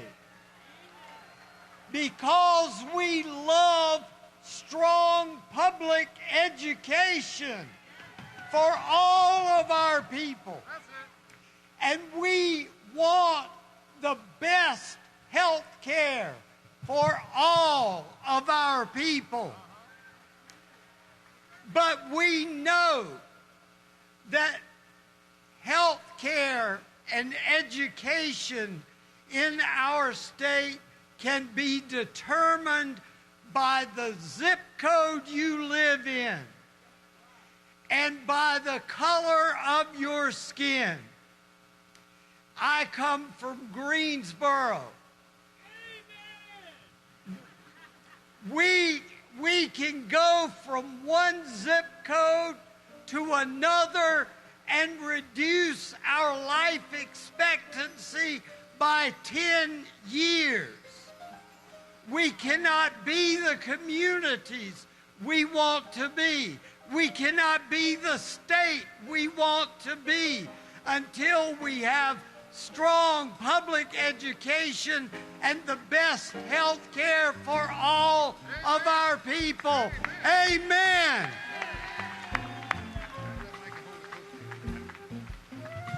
Good afternoon, Movement family. I'm David Neal, and I'm here to talk about a livable climate. And I want to thank the monk Bhante for reminding us of the words of Dr. Martin Luther King Jr., written 60 years ago from a Birmingham jail cell. They remain true today when it comes to the fight for a livable climate and environmental justice. The coal that Duke Energy burns in Stokes County, the methane gas fired up in Goldsboro, dumps carbon into the atmosphere, accelerating a warming climate. In a real sense, we've all been made guinea pigs by the fossil fuel corporations in an uncontrolled experiment at a global scale.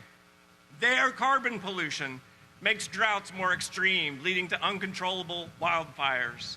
Their carbon pollution fuels superstorms, bringing biblical floods. Their carbon pollution brings sea level rise, putting homes and farmland at risk. We are indeed caught in a single garment of destiny when it comes to our shared climate.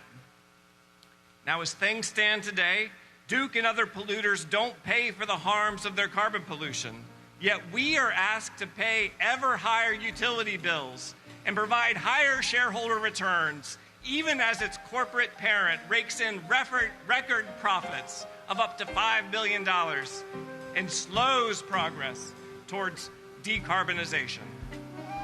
We surely can do better. We have the tools we need to make an affordable, clean grid. Solar, wind, battery storage have proven to be cost-effective. It can be done. It must be done. With solar and batteries, we can now make and store electricity wherever the sun shines. We can own our power. Thank you. Thank you. Thank you.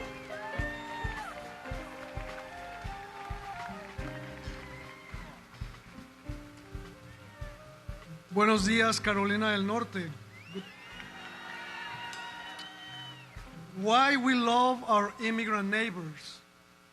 Well, as a child of seasonal immigrant workers and as an immigrant myself, not loving immigrants would mean I do not love myself.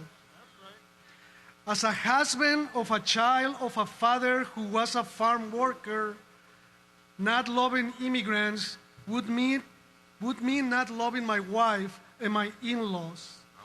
As an immigrant United Methodist pastor, not loving immigrants would mean not loving many of the people I serve. Wait, the truth is that unless you belong to the First Nations people of this country, not loving immigrants would mean that you do not love yourself. One of the ways to love forward is loving immigrants. Unlike the anti-immigrant rhetoric we have heard lately, and in spite of the persecution that immigrants community had experienced, immigrants keep loving, immigrants keep spreading their strong family values and work ethic. Immigrants keep contributing to make the United States stronger. Let's keep loving forward.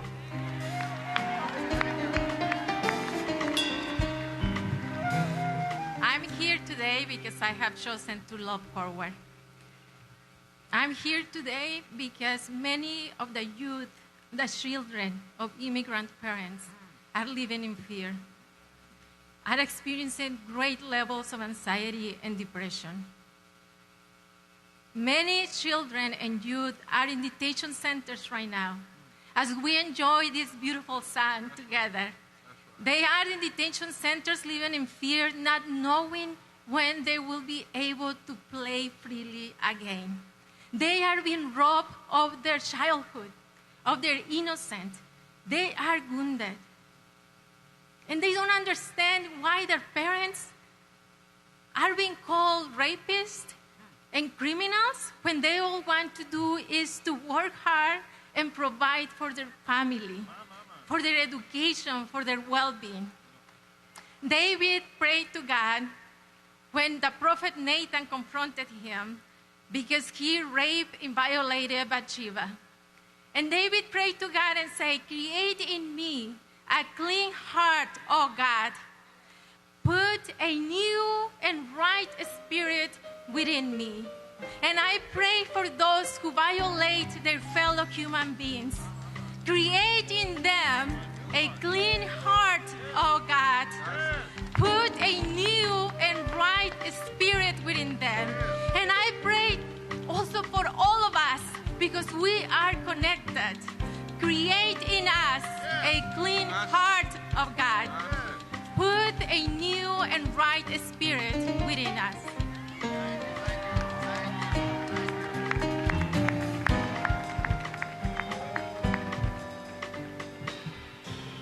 I wanted that sister to come before we went home. Help me with this, Jonathan.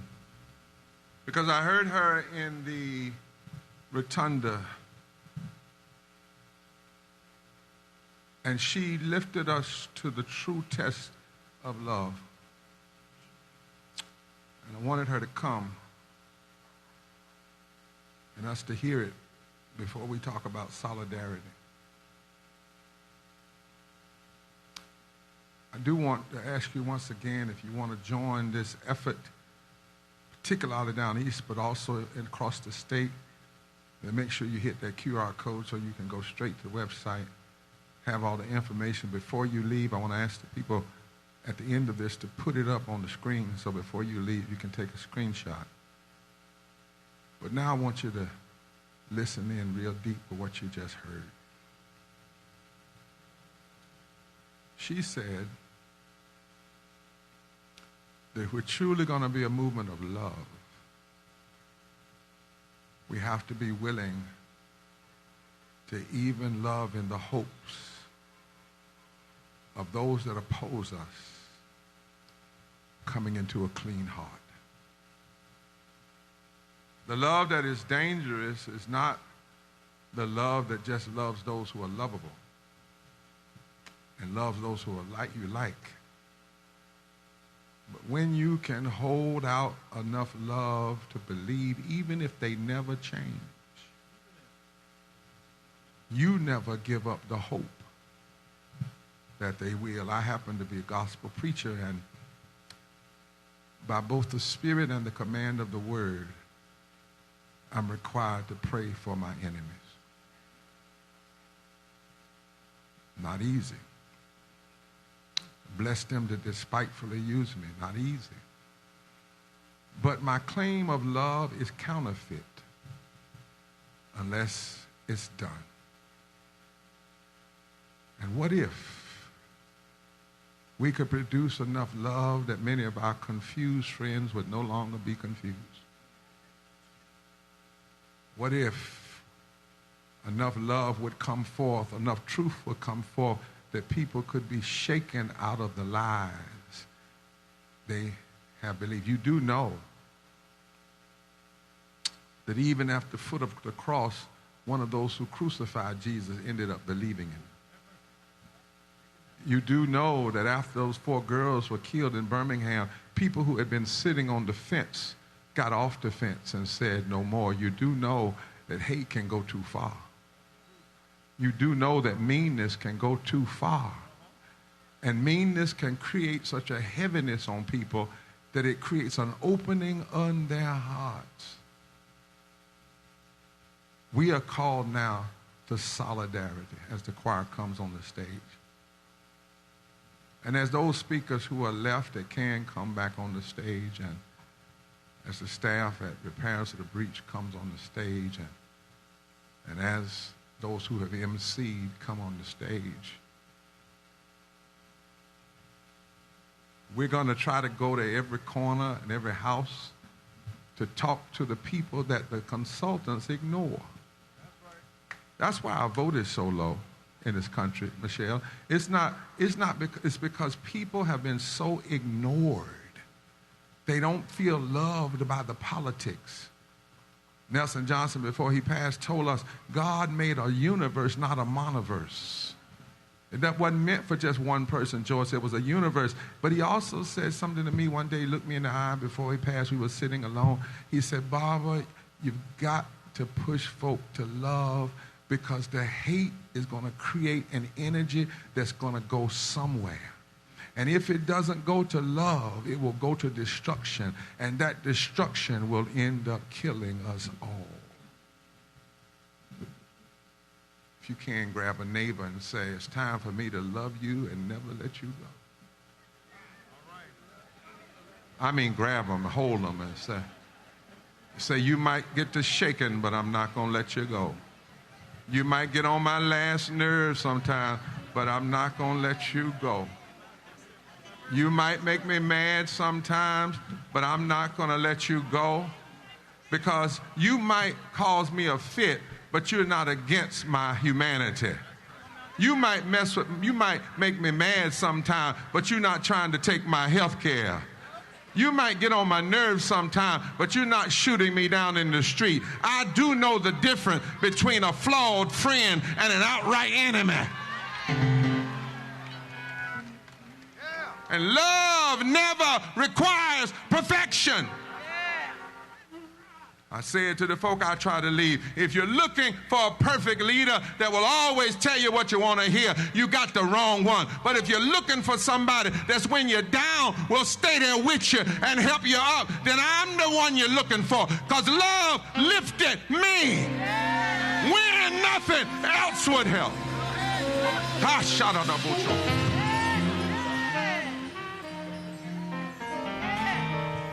God is love, not God is loving. God is love. God not trying to love. God is love. The Spirit is love, as my indigenous friends say. The great Spirit is love. And that love will cast out fear. If you got that kind of love, look at your neighbor and say, I ain't fearing nothing today. I know the sun's going to come up tomorrow. I know justice is going to ultimately win. I know every dark Friday there will be a Sunday resurrection. I know the enemy might come in, but God will raise up a standard every time. I know I might have some bad days, but my good days will outweigh my bad days, because perfect love casts out all fear. All of it. You thought we were going to be scared of a president, you got another thought coming. You thought we were going to be scared of a Congress, you got another thought coming. You thought we were going to be scared of a chief of staff, you got another thought coming. Do you know who we come from? We come from Dorothy Day.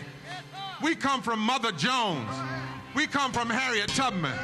We come from Frederick Douglass.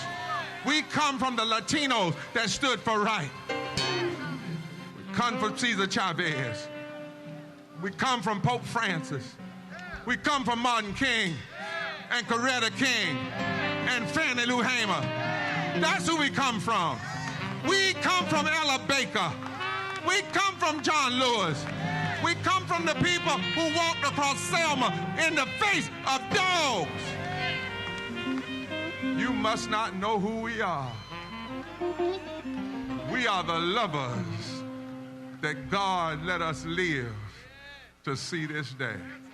I'm looking for one crowd and I'm through. How many of you in your life know that you faced some deaths but it didn't kill you? If you here and know you could have been dead, raise your hand. See what I'm saying? Now turn to that neighbor beside you and say, I could have been dead and sleeping in my grave. But since I'm here, clothed in my right mind, got a heart full of love, I'm gonna fight for what's right every day. Hey, what's so hard about you? Oh, yeah, that was so cool.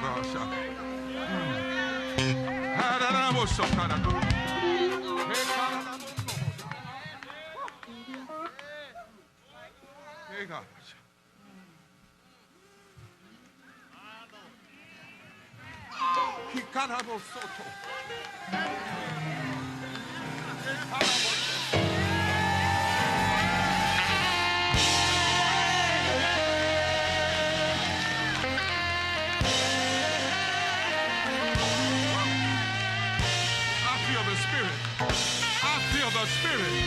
I feel the Holy Ghost. This is a love circle. God is blessing us right now. And so we've been solid here together. Hook up somebody's arm and say solidarity. Forever. Who's going to join us going from house to house? Who's going to join us calling everybody you know? Who's going to join us waking up the sleep in North Carolina? Who's going to help North Carolina show the rest of the nation this is how you love. This is how you stand. This is how you fight. This is how you change things. This is how you make a difference. Shout solidarity. Forever. Solidarity. Forever. Solidarity. Forever. It's time. It's time. It's time to love forward together. Forever. Forever. Forever.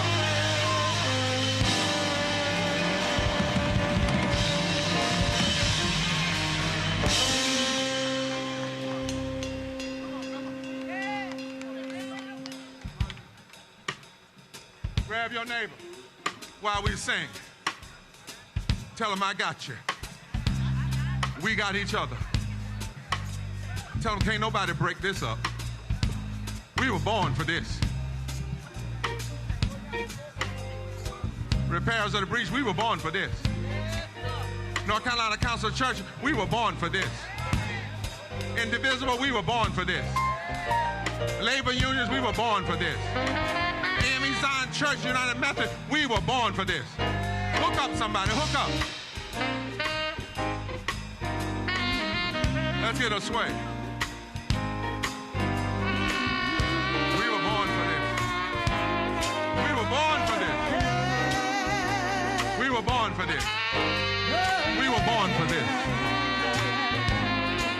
Let it be so, God. Let it be so, God. Let it be so. We're gonna stand in our solidarity. We're gonna stand in our solidarity. We're gonna stand in our solidarity. We can't tolerate the injustice no more. We can't sit back while they are closing the door. Don't you understand? If we're silent, we die. No one will be heard. This is the word we're gonna bring to you. Solidarity. We're uniting one another.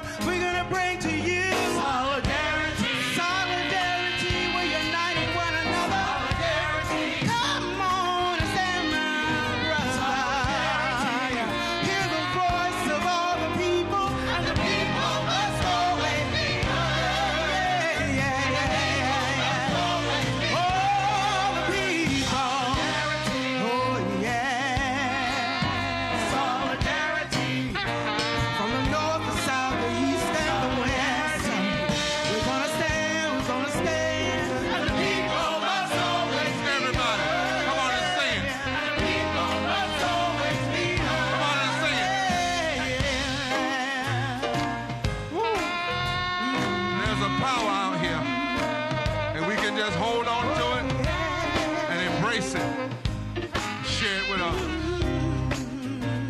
Solidarity. And the people must always be heard. And the people must always be heard. All the people. And the people must always be heard. North, the south, the east, and the west. People must always be heard. All the people. And the people must always be heard. People must always be heard. People must always be heard.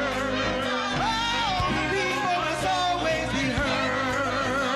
And the people must always be heard. And the people must always be heard. And the people must always be, people must always be, people must always be.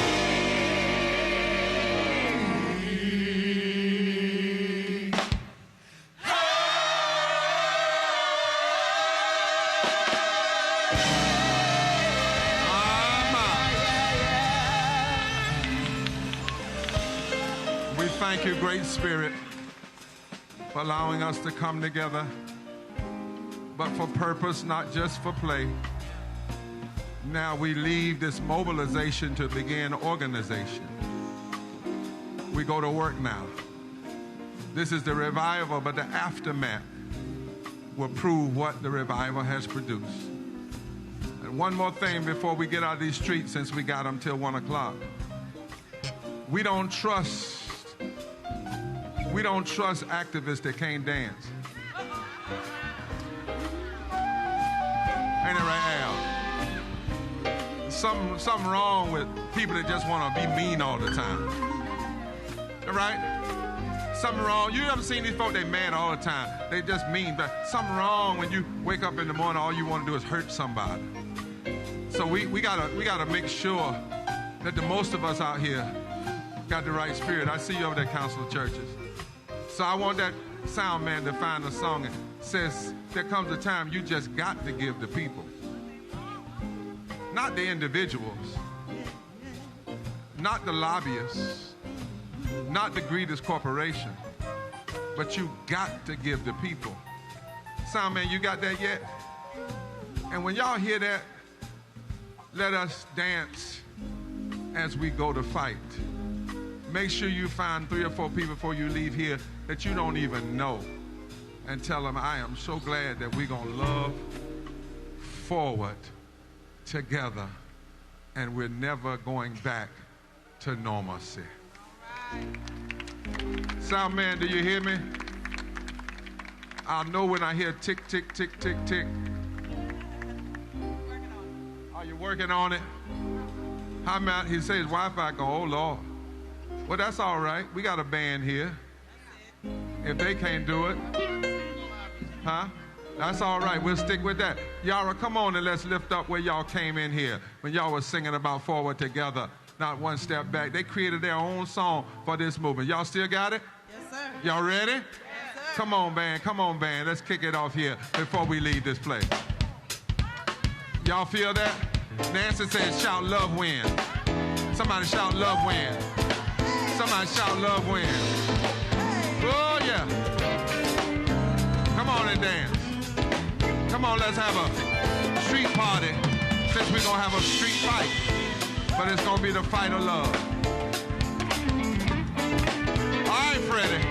All right, bass. All right. Everybody's got a hand. Put those posters and wave them in the air. No justice. Love. Come on, come on. Come on. Come on now. Come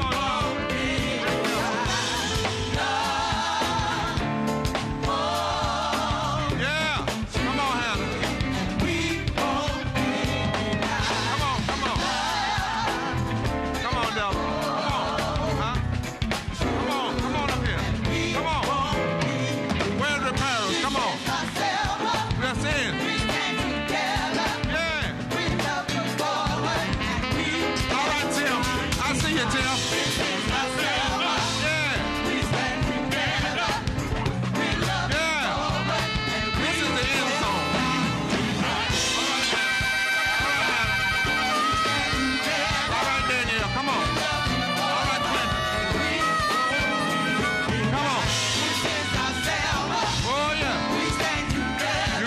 watch out. Because the more we dance, the more we stand. Woo! We stand together. Where my frat brothers at? Where my frat brothers? This is our Selma. Come on, Fred. Give me a stomp. Give me a step. Give me a step, Alpha. Come on. We won't be denied. This is our Selma. Step. We stand together. Step. We're loving forward. Everybody, And we pick your feet up one at a time. Step. Step. Step. Step. We're loving forward. Step. Step. Step. Step. Step. Yeah. We won't be denied. How about this side? Put your hands up on the left side. Come on the left side. We stand together. Say it. We're loving forward. Say it. We won't be denied. This is our Selma. We stand together. We're loving forward. And we won't be denied. This is our Selma. Everybody. We stand together. Everybody. We're loving forward. We won't God bless you. be denied. God bless you.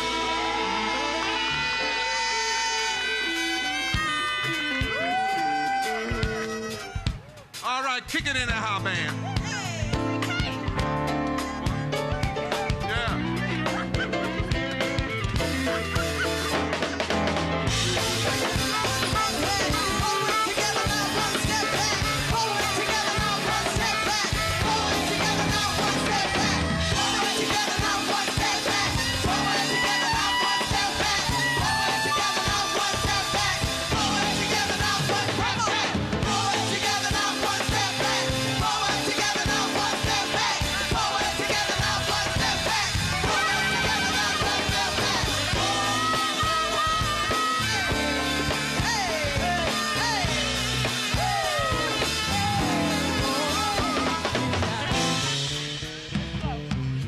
We want to make sure everybody is safe. Those that are riding the buses are going to be taking off over here. So we want to make sure that everyone is safe. Those who are riding buses, the buses will be picking up over to the left of me, to the right of you, over to the left. Thank y'all so very much. Lost and found can also be found by the van. If you've lost something during your trek from Shaw to here, lost and found can be found over here by the white van. Thank you. Love always wins. Yeah. Play the bass, play the bass, come on. Hey, play the bass, come on. When I say we want, you say justice, we want. That's it, we want. That's it. When I say we want, you say justice, we want. That's it, we want. That's it. When I say love, you say forward love. Forward, love, forward. When I say love, you say forward love. Forward, love, forward.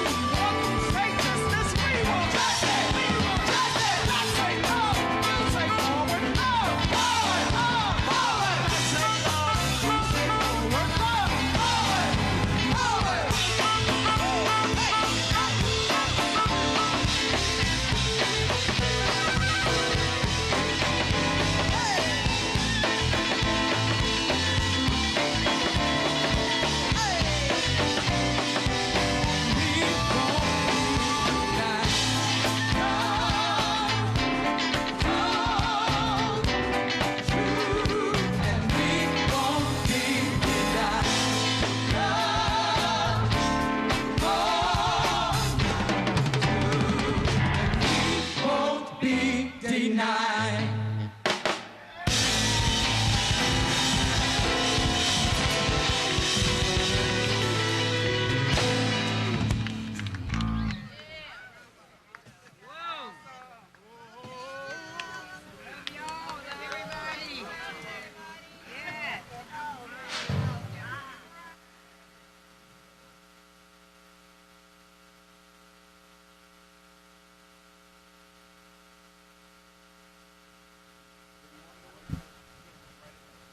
Just in combo. We'll be fine.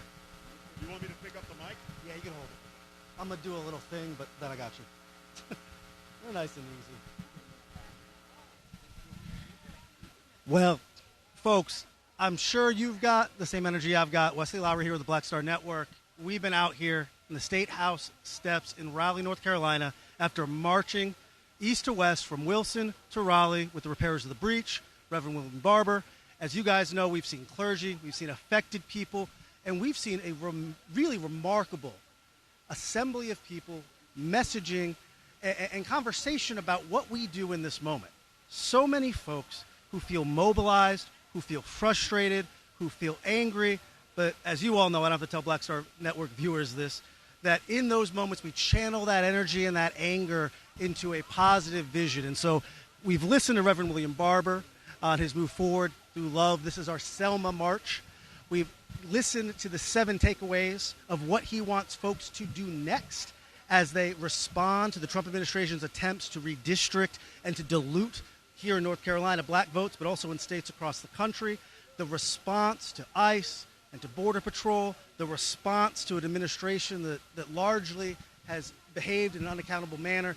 And so now we want to talk to a number of folks who've been out here, a number of the speakers we've listened to, some of the marchers and demonstrators, people we've interviewed over the last 3 or 4 days, just to talk a little bit about what we all should be doing in this moment. And so the first person I want to talk with, I'm really excited to have him here, is Steve Schmidt. Steve Schmidt is one of the founders of the Save America movement. He's been a long-time political strategist.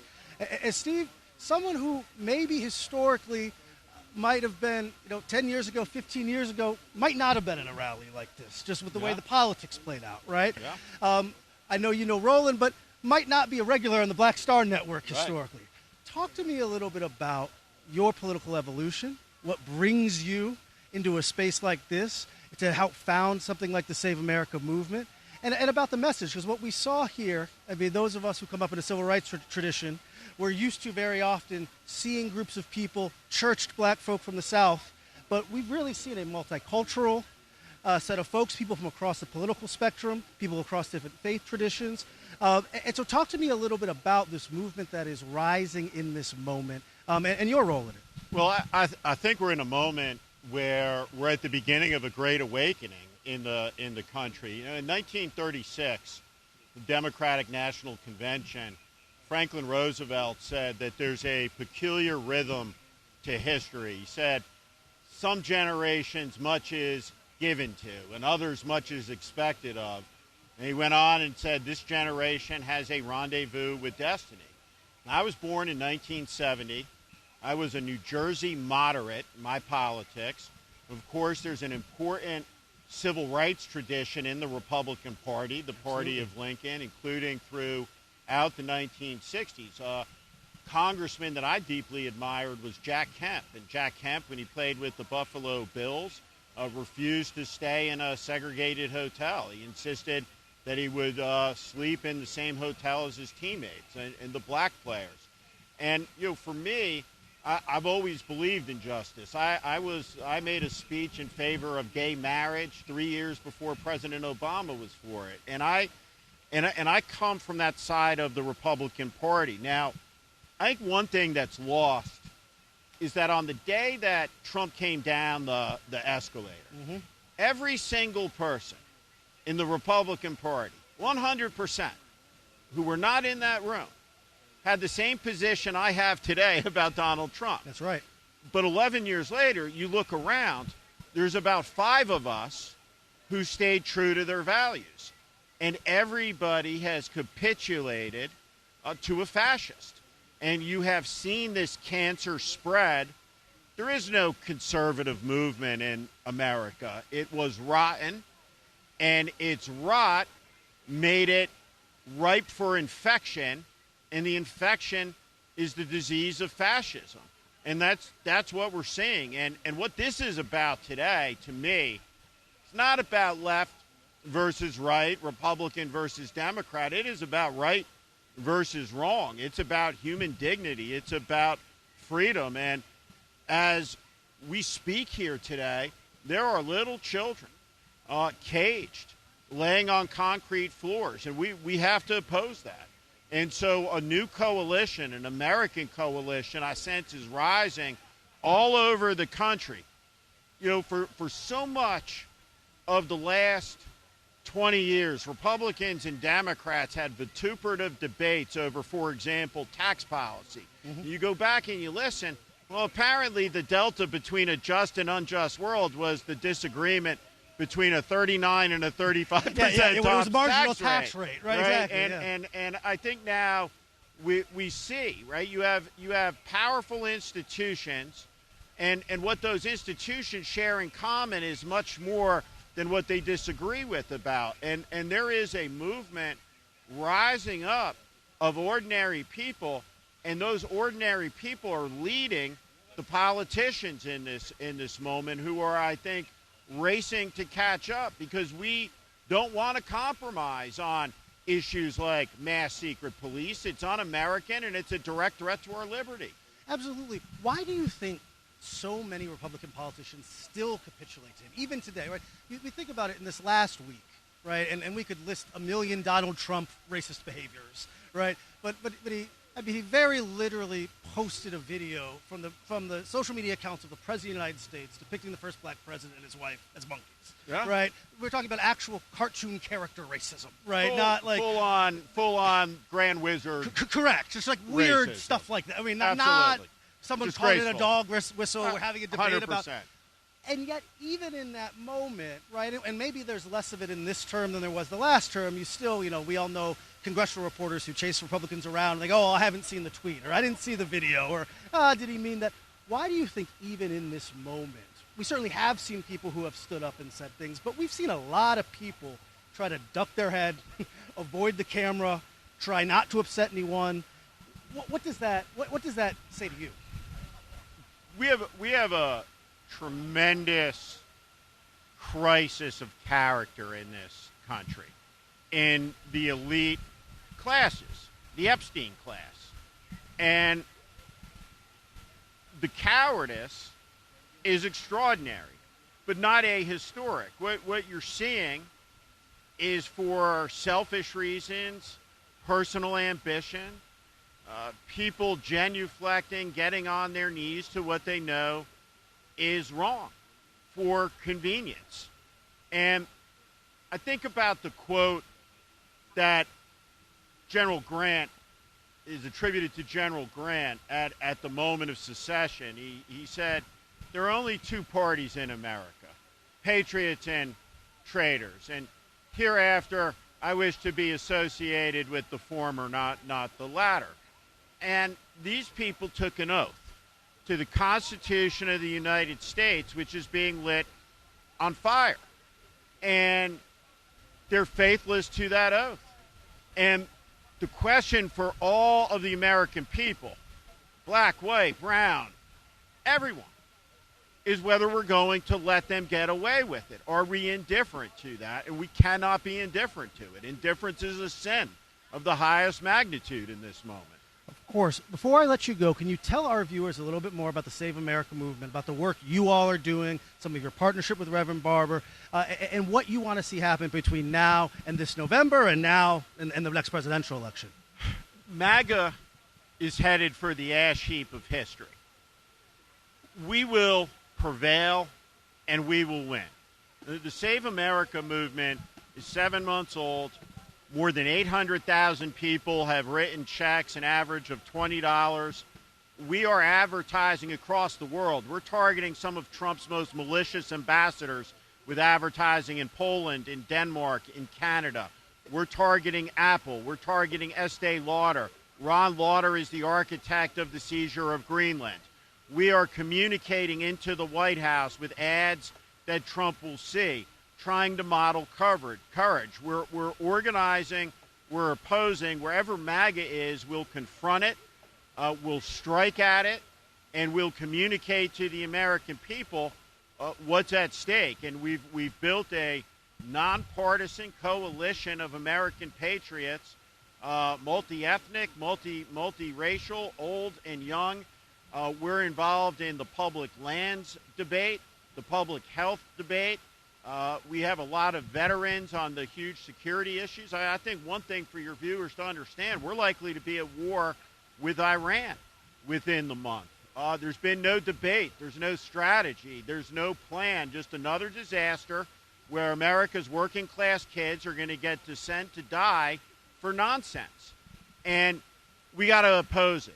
And so the Save America movement is one of the opposition groups that is going to exist until all of this is over. And we have to appreciate, we know how it's going to end. We're going to win. But things are going to get worse before they get better. More people are going to get shot in the back. More women are going to get shot in the head. These masked ICE Gestapo have been funded, including with Democratic Party votes. Important to remember, 7 Democratic senators voted to confirm Kristi Noem. Another 7 didn't vote at all. And so one of the things we're trying to communicate is this is a time for standing up for the right. It's inexcusable to fund a secret police in America. The Democratic congressman, an African-American, voted for more ICE funding in this district. And the reason that he did it, he says, is because he needed to pick up some votes here and there. No. We have to stand together, and we have to stand tall in a moment where these fascists are trying to knock us down. And we have to have a fierce conviction that demands real reform. We're going to have to break up these tech companies. We're going to have a lot of reform in this country with legislation. And it starts with knocking down his monstrosity on the White House grounds. Because if we can't do that, it's going to be hard to break up Facebook. And so what's going to come next in America is profound change, not incremental change.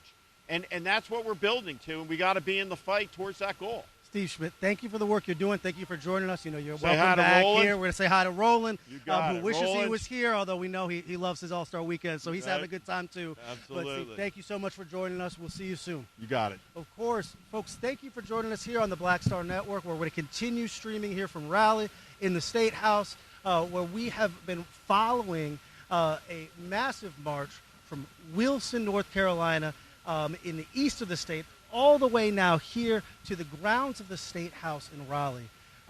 We have marched through the eastern side of the state, where in Congressional District 1, the Trump administration has attempted to delude the votes that have led to the election of Don Davis and a series of African-American and Democratic congressmen as part of Donald Trump's aggressive attempts to hold on to his narrow House majority. And so we've got a ton of folks lined up.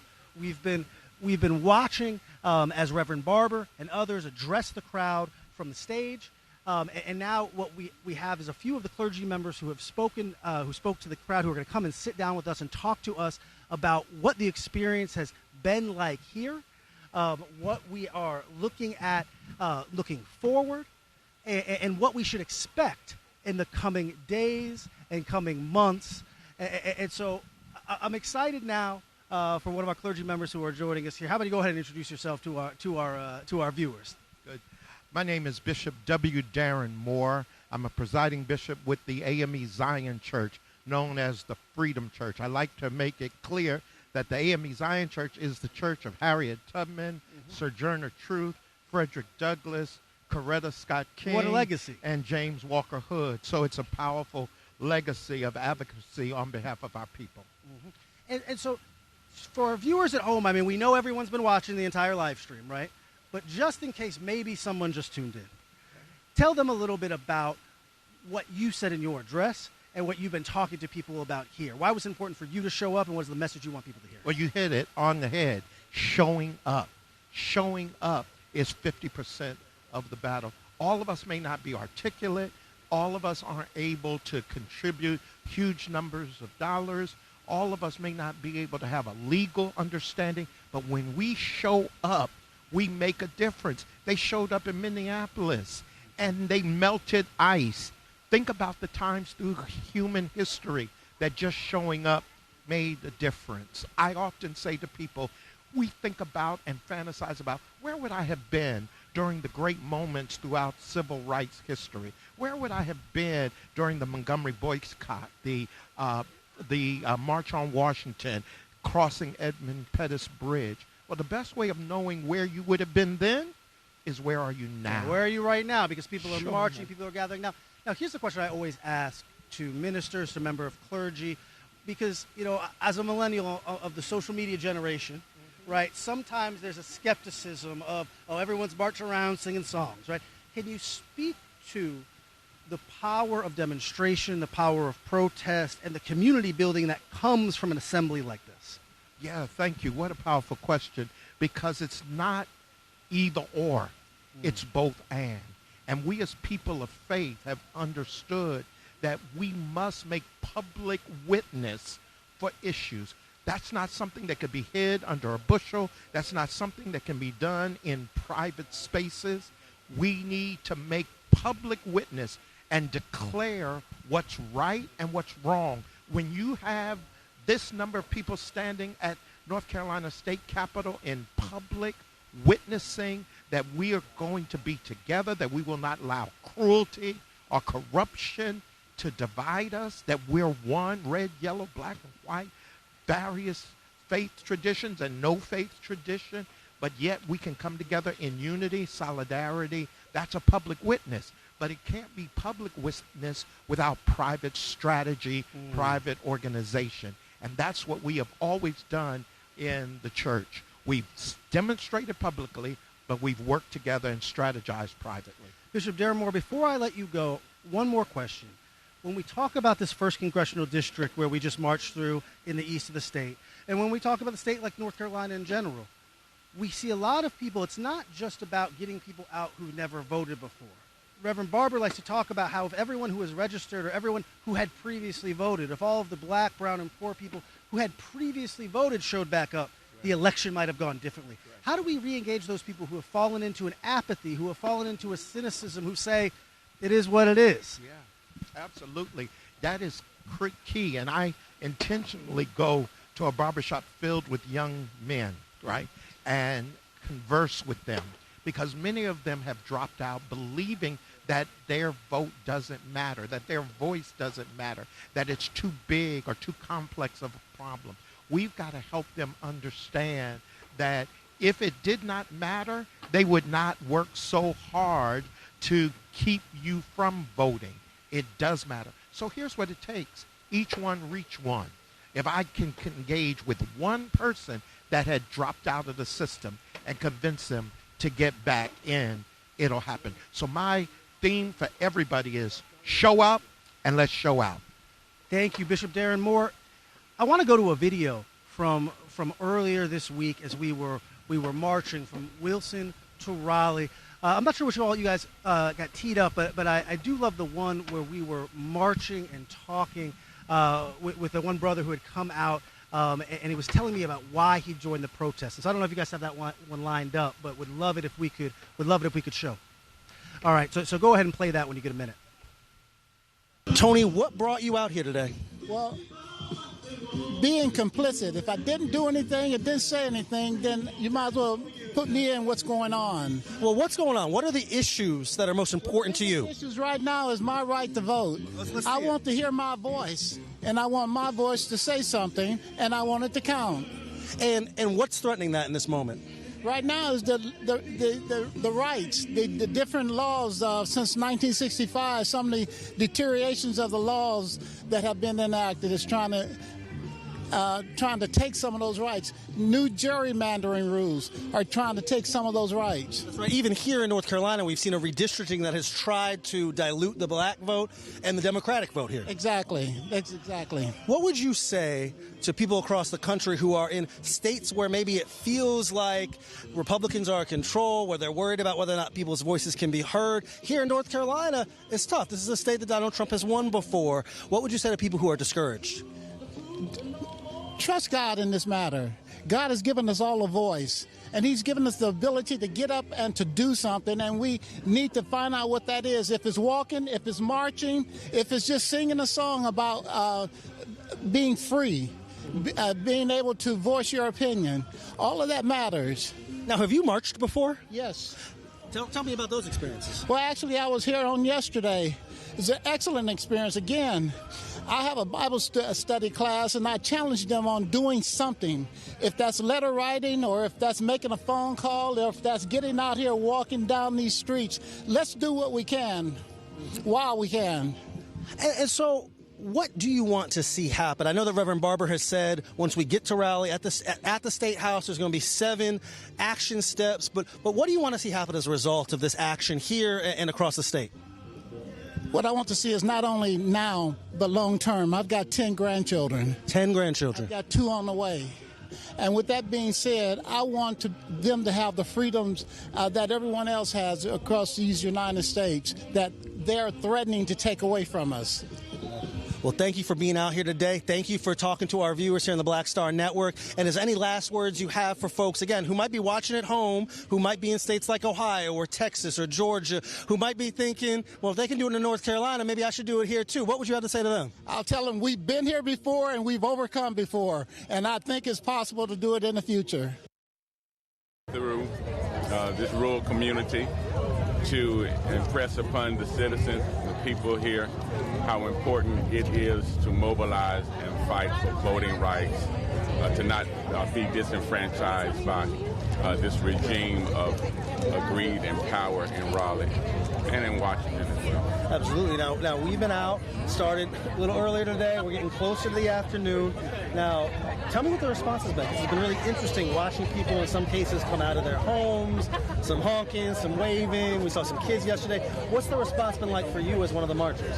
Response for me is particularly seeing the children come out, their teachers, their educators bringing them out to the roadside to cheer us on and to wave.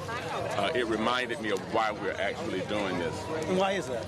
We're doing this so that they don't have to do this. It's a scandal and a shame that in 2026 we have to march to Raleigh to demand that every vote counts and that no one is overlooked because politicians have chosen their electorate.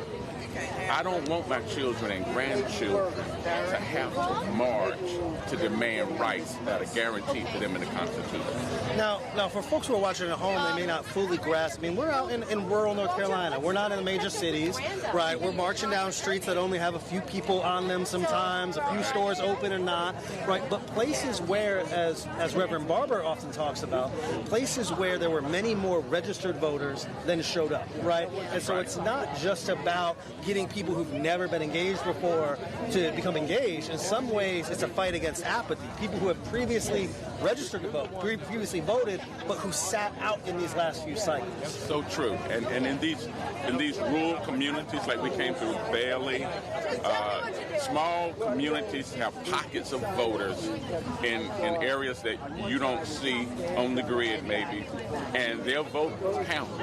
But what many of the power elites in Raleigh and in Washington take for granted is that they can be displaced and that they can be taken for granted rather than counted as part of the electorate. Now, this is one of the districts, and District 1 was one of the districts that saw redistricting. Absolutely. Right? This off year, normally we go through redistricting every 10 years based on the census, but the Trump administration forced a bunch of states to redraw their congressional lines in a way that typically is not what happens, and to do so to dilute political power, and specifically here, to dilute the black vote. Right. Now, what does it say? One, that people are showing up to fight against that, but second, what is the message you you would send, whether it be to the administration, to state houses that have participated in this, because look, the president didn't have the power to do this himself. Right. State houses here, in Texas, in Ohio, in Indiana, allowed some of this to happen. What would your message be as someone who is marching through one of the districts that has seen itself redrawn? As a marcher, as an activist, as a pastor, my statement to them would be, you counted your chickens before they hatched. You had assumed that by redistricting, you'll win seat 1. Well, in fact, you've diluted other seats to create this new district, and we're going to beat you across the state at your own game. We're going to beat you in the eastern part of North Carolina, and we'll beat you in the Piedmont of North Carolina, because you've counted your chickens before they hatch, and you don't realize that people are pissed off and sick of being overlooked and taken for granted, and people are going to come out in the polls, black, brown, Latino, Asian, white people are going to come out to the polls, and we're going to send these people home because they've already rigged the map, but they didn't know that we still got to play the game. So do you think that people have been underestimated? Because I do think a lot of people across the country, they see Trump as all-powerful. They see him as someone who is an executive, who's willing to break the rules, do what he wants. They've seen a Republican Party that in many cases allowed him to do that. Now, I don't mean that to discount the people who stood up to him, people who've left the party, right? And we've seen some of them marching, and some of the organizations involved here are made up of former Republicans, right? But what would you say? I think so much political commentary comes from D.C., comes from New York, people who are not on the ground in states like North Carolina, states like Texas, and people who maybe understandably after this whole era feel worn down. What would you say to those people? I would say to these people, Revelations chapter 13. Donald Trump is a representative of the Antichrist. And the Antichrist comes to steal, kill, destroy, and create chaos and havoc. A march like this, led by a dynamic leader like Bishop Dr. William Barber, it corrals people together to stand up against the oppression and to make many voices one voice. So we're here right now with Dr. William Barber as well as Dr. Hannah Broome, the key organizers for the march we followed now for the last 3 or 4 days from Wilson to Raleigh, and now this massive rally, demonstration, pep rally, celebration of love that you all just watched here on the Black Star Network. And so, Reverend Barber, can you talk a little bit about how you're feeling now having come off stage, some of the feedback you've gotten from your message, and reiterate for folks what those key next steps, those key takeaways were? Well, you know, Roland and I often talk, and by the way, let me just thank Black Star Network for being here the whole while. And Roland and I often talk about you mobilize to a rally. The rally is for public education, but not just the people here, all through social media. And then you organize from. I'm ready to organize now because people are ready. They see what's at stake. They heard a vision. You notice today, everybody was talking about what we want, what justice required. It was not a litany of grievances. It was a vision. And it's a vision because that's what will rally people to stand. So, and we laid out those 7 things on our website now, and we're inviting people to join in. Doc, it's winter. It's February. It was cold this morning. And somebody said at least 10,000 people showed up, not including whoever. I don't know what the actual number was, but I know that there was a point, 3 by 3, we couldn't even get the people in the street. They were still turning the corner and the program was started. That's right. But the bigger thing is, it's winter. It's cold. And people stayed here for over 3 hours, did not move. The same people that were here at the beginning were here at the end. That's what love will do, a love vision. It'll stand you up in a way that you just don't know how to quit. You don't know how to retreat. And the messages and the impact of people were on point. And we'll be using all of that to push out smaller videos and everything, because it's about awakening this sleeping giant. Poor and low-wage people, 30 million of them who did not vote in the last election, and other people who have become so apathetic because they hear the grievances of hurt, but they don't hear the vision of hope. And we have to begin to mobilize around that kind of love and hope that challenges these injustices. Not a weak kind of love, I'm not talking about that, but strong, where we say, I got you and I'm gonna hold on to you. we started from St. James. My wife, I hope you'll say something there. As a pastor, a local pastor says, start here on Martin Luther King Boulevard. And you heard her say today that we've got to bother the system. We can't. That's what our voting does. It bothers. It says, you're not going to just do this to us. And the fact of the matter is, in all these southern states, particularly the battleground states, it's not even big margins. It's just a matter of turning folk out. And then you heard Reverend Dr. Hannah Broom, who was on every step, mobilizing the people, brought up bishops, brought other folk, and she was clear. There was something she said about democracy is not just you remember what you said, but I took it to mean democracy was not just some kind of ornament, just a statement we make. It is a demand. That democracy is a demand. So that's what we're saying here, and we have just begun. And we think about this. If this many people turn out in the February, in the dead of winter,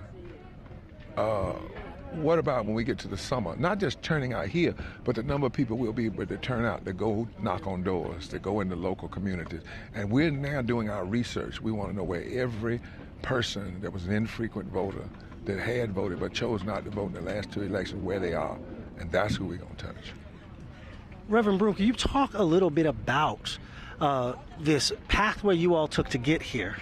Right, the walking, we were out there, we were layered up, it was a little cold, it was raining some days, right, but walking through a part of the state that doesn't always get as much attention politically, right, but also a part of the state that has been specifically and explicitly targeted by some of these actions from the Trump administration. Excuse my reach. No, you read.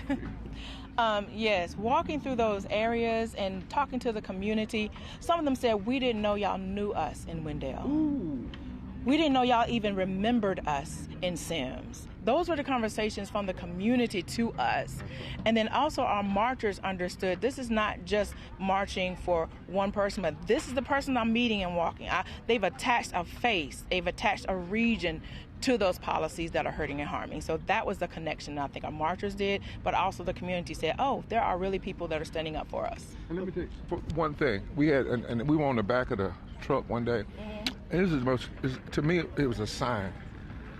There's guys on the side cursing us out. I mean, with the police so bad, the police had to stop him.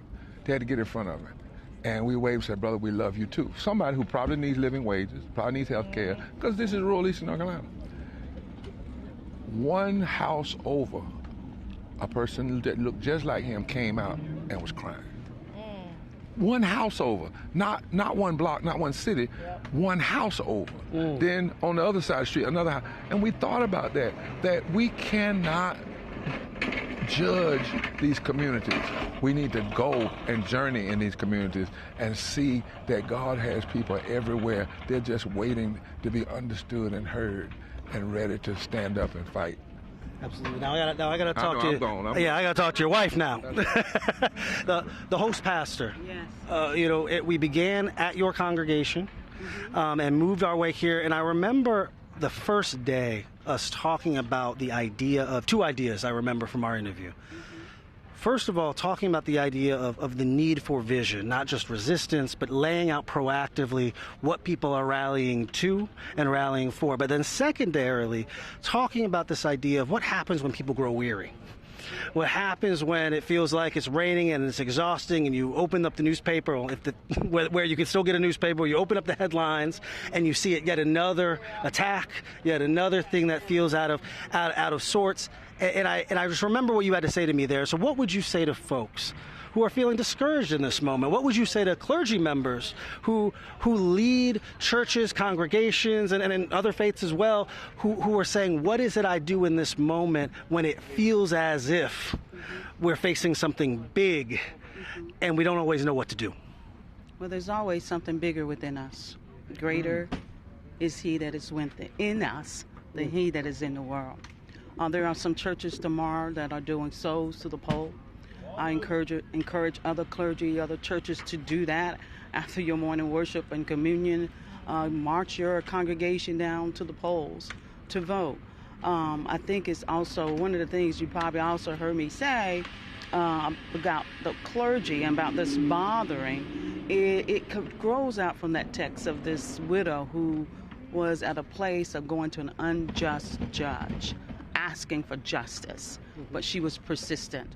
And so even in this place of when people may feel like hopeless, continue to be persistent.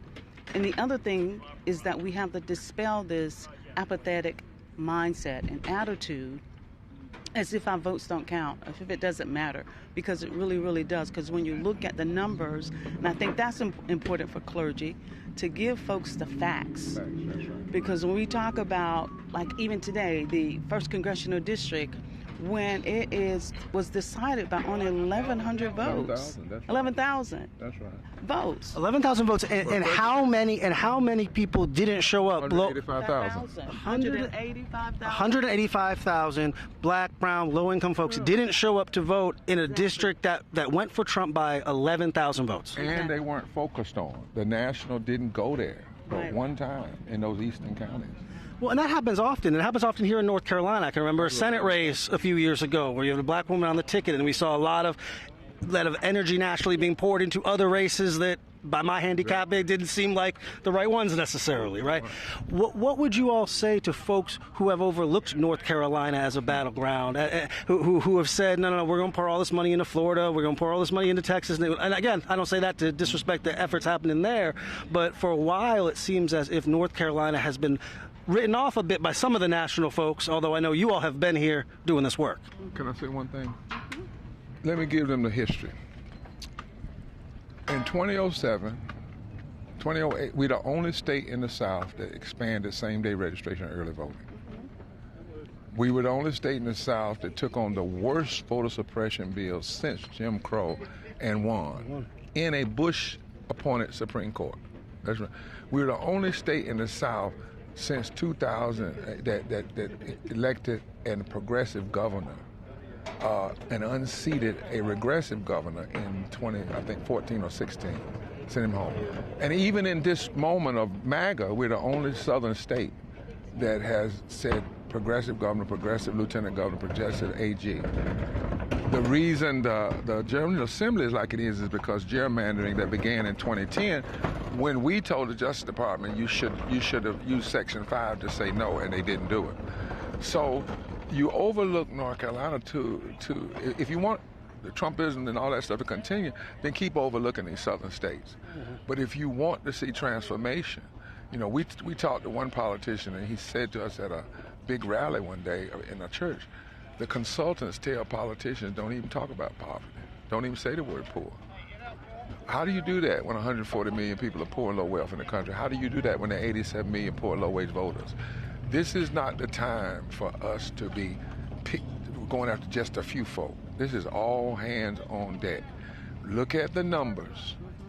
Look at the numbers and understand there's not a state in this country, particularly in battlegrounds and in the South, that if you mobilize people around living wages, health care, love, empathy, justice, public education, anti-ICE sentiments, that poor and low-wage people don't represent at least 36 to 42% of the electorate. And if you turn out 15% of those who have not voted, you can shift everything. Reverend, I'm going to run a risk here with the question I'm about to ask, but we're going to be all right, right? We're out here on the morning of Valentine's Day. Now you got your wife here. Some of us made a sacrifice and might still be in trouble, depending. I got to see what the texts say when we're done here. But I caught that in your message and in your sermon, you told in part the story of St. Valentine. And you contrasted him with one of the leaders and rulers of the time. I was wondering now, of course, we know our Black Star Network viewers are loyal. They, of course, watched the whole thing. They've been watching for 4 straight days. But just in case they've pulled someone into the room who missed it, what is the lesson to have learned from that moment here, Valentine's Day 2026, that is applicable? Because I thought you shared it so well. Well, think about it. I didn't go today to buy my wife a box of chocolate because I buy chocolate when it's not Valentine's Day. You set the example. Yeah, I'm actually a little suspicious of folk that wait till certain days to say they love you. So we actually don't do that. But what we do love... You're getting a lot of people in trouble right now. But her and I understand we have a commitment to, if we love each other, that love to be about loving the people and loving justice.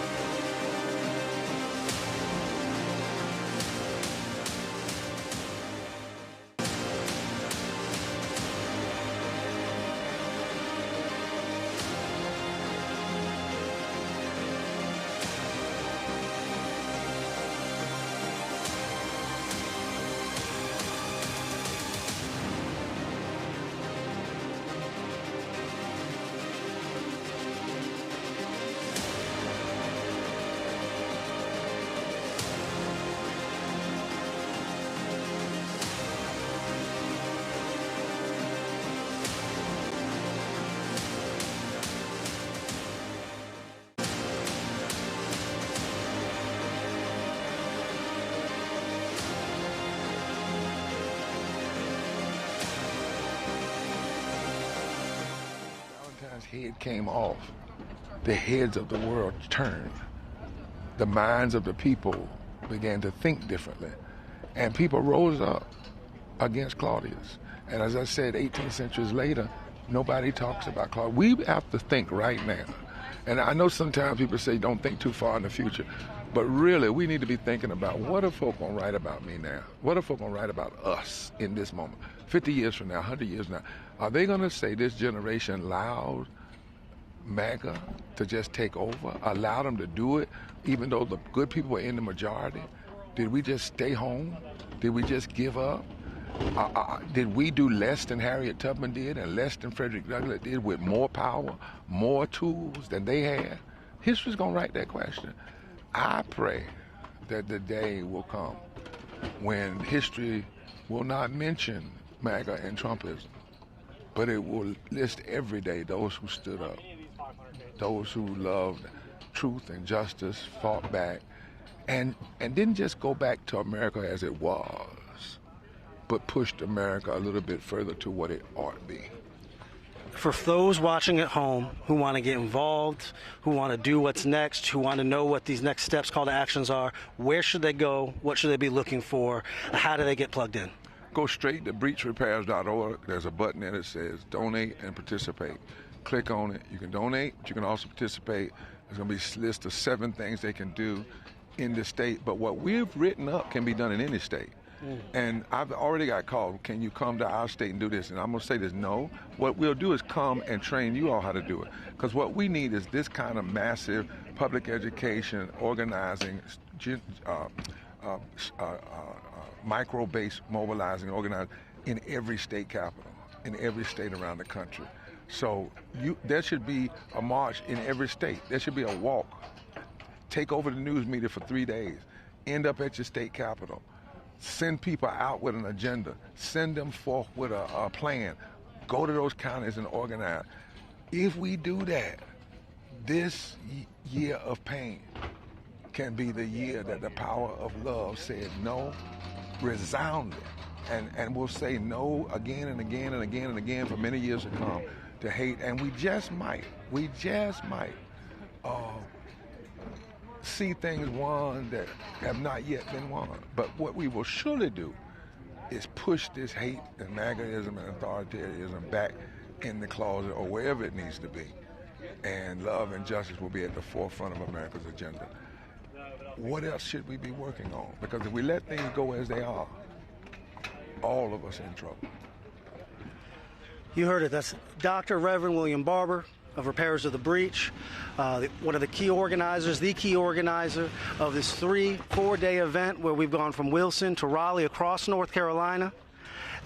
As always, I'm Wesley Lowery for the Black Star Network. We appreciate you all watching, and you all know we will be out here. We'll be out here in Raleigh. We'll be in state houses across the country.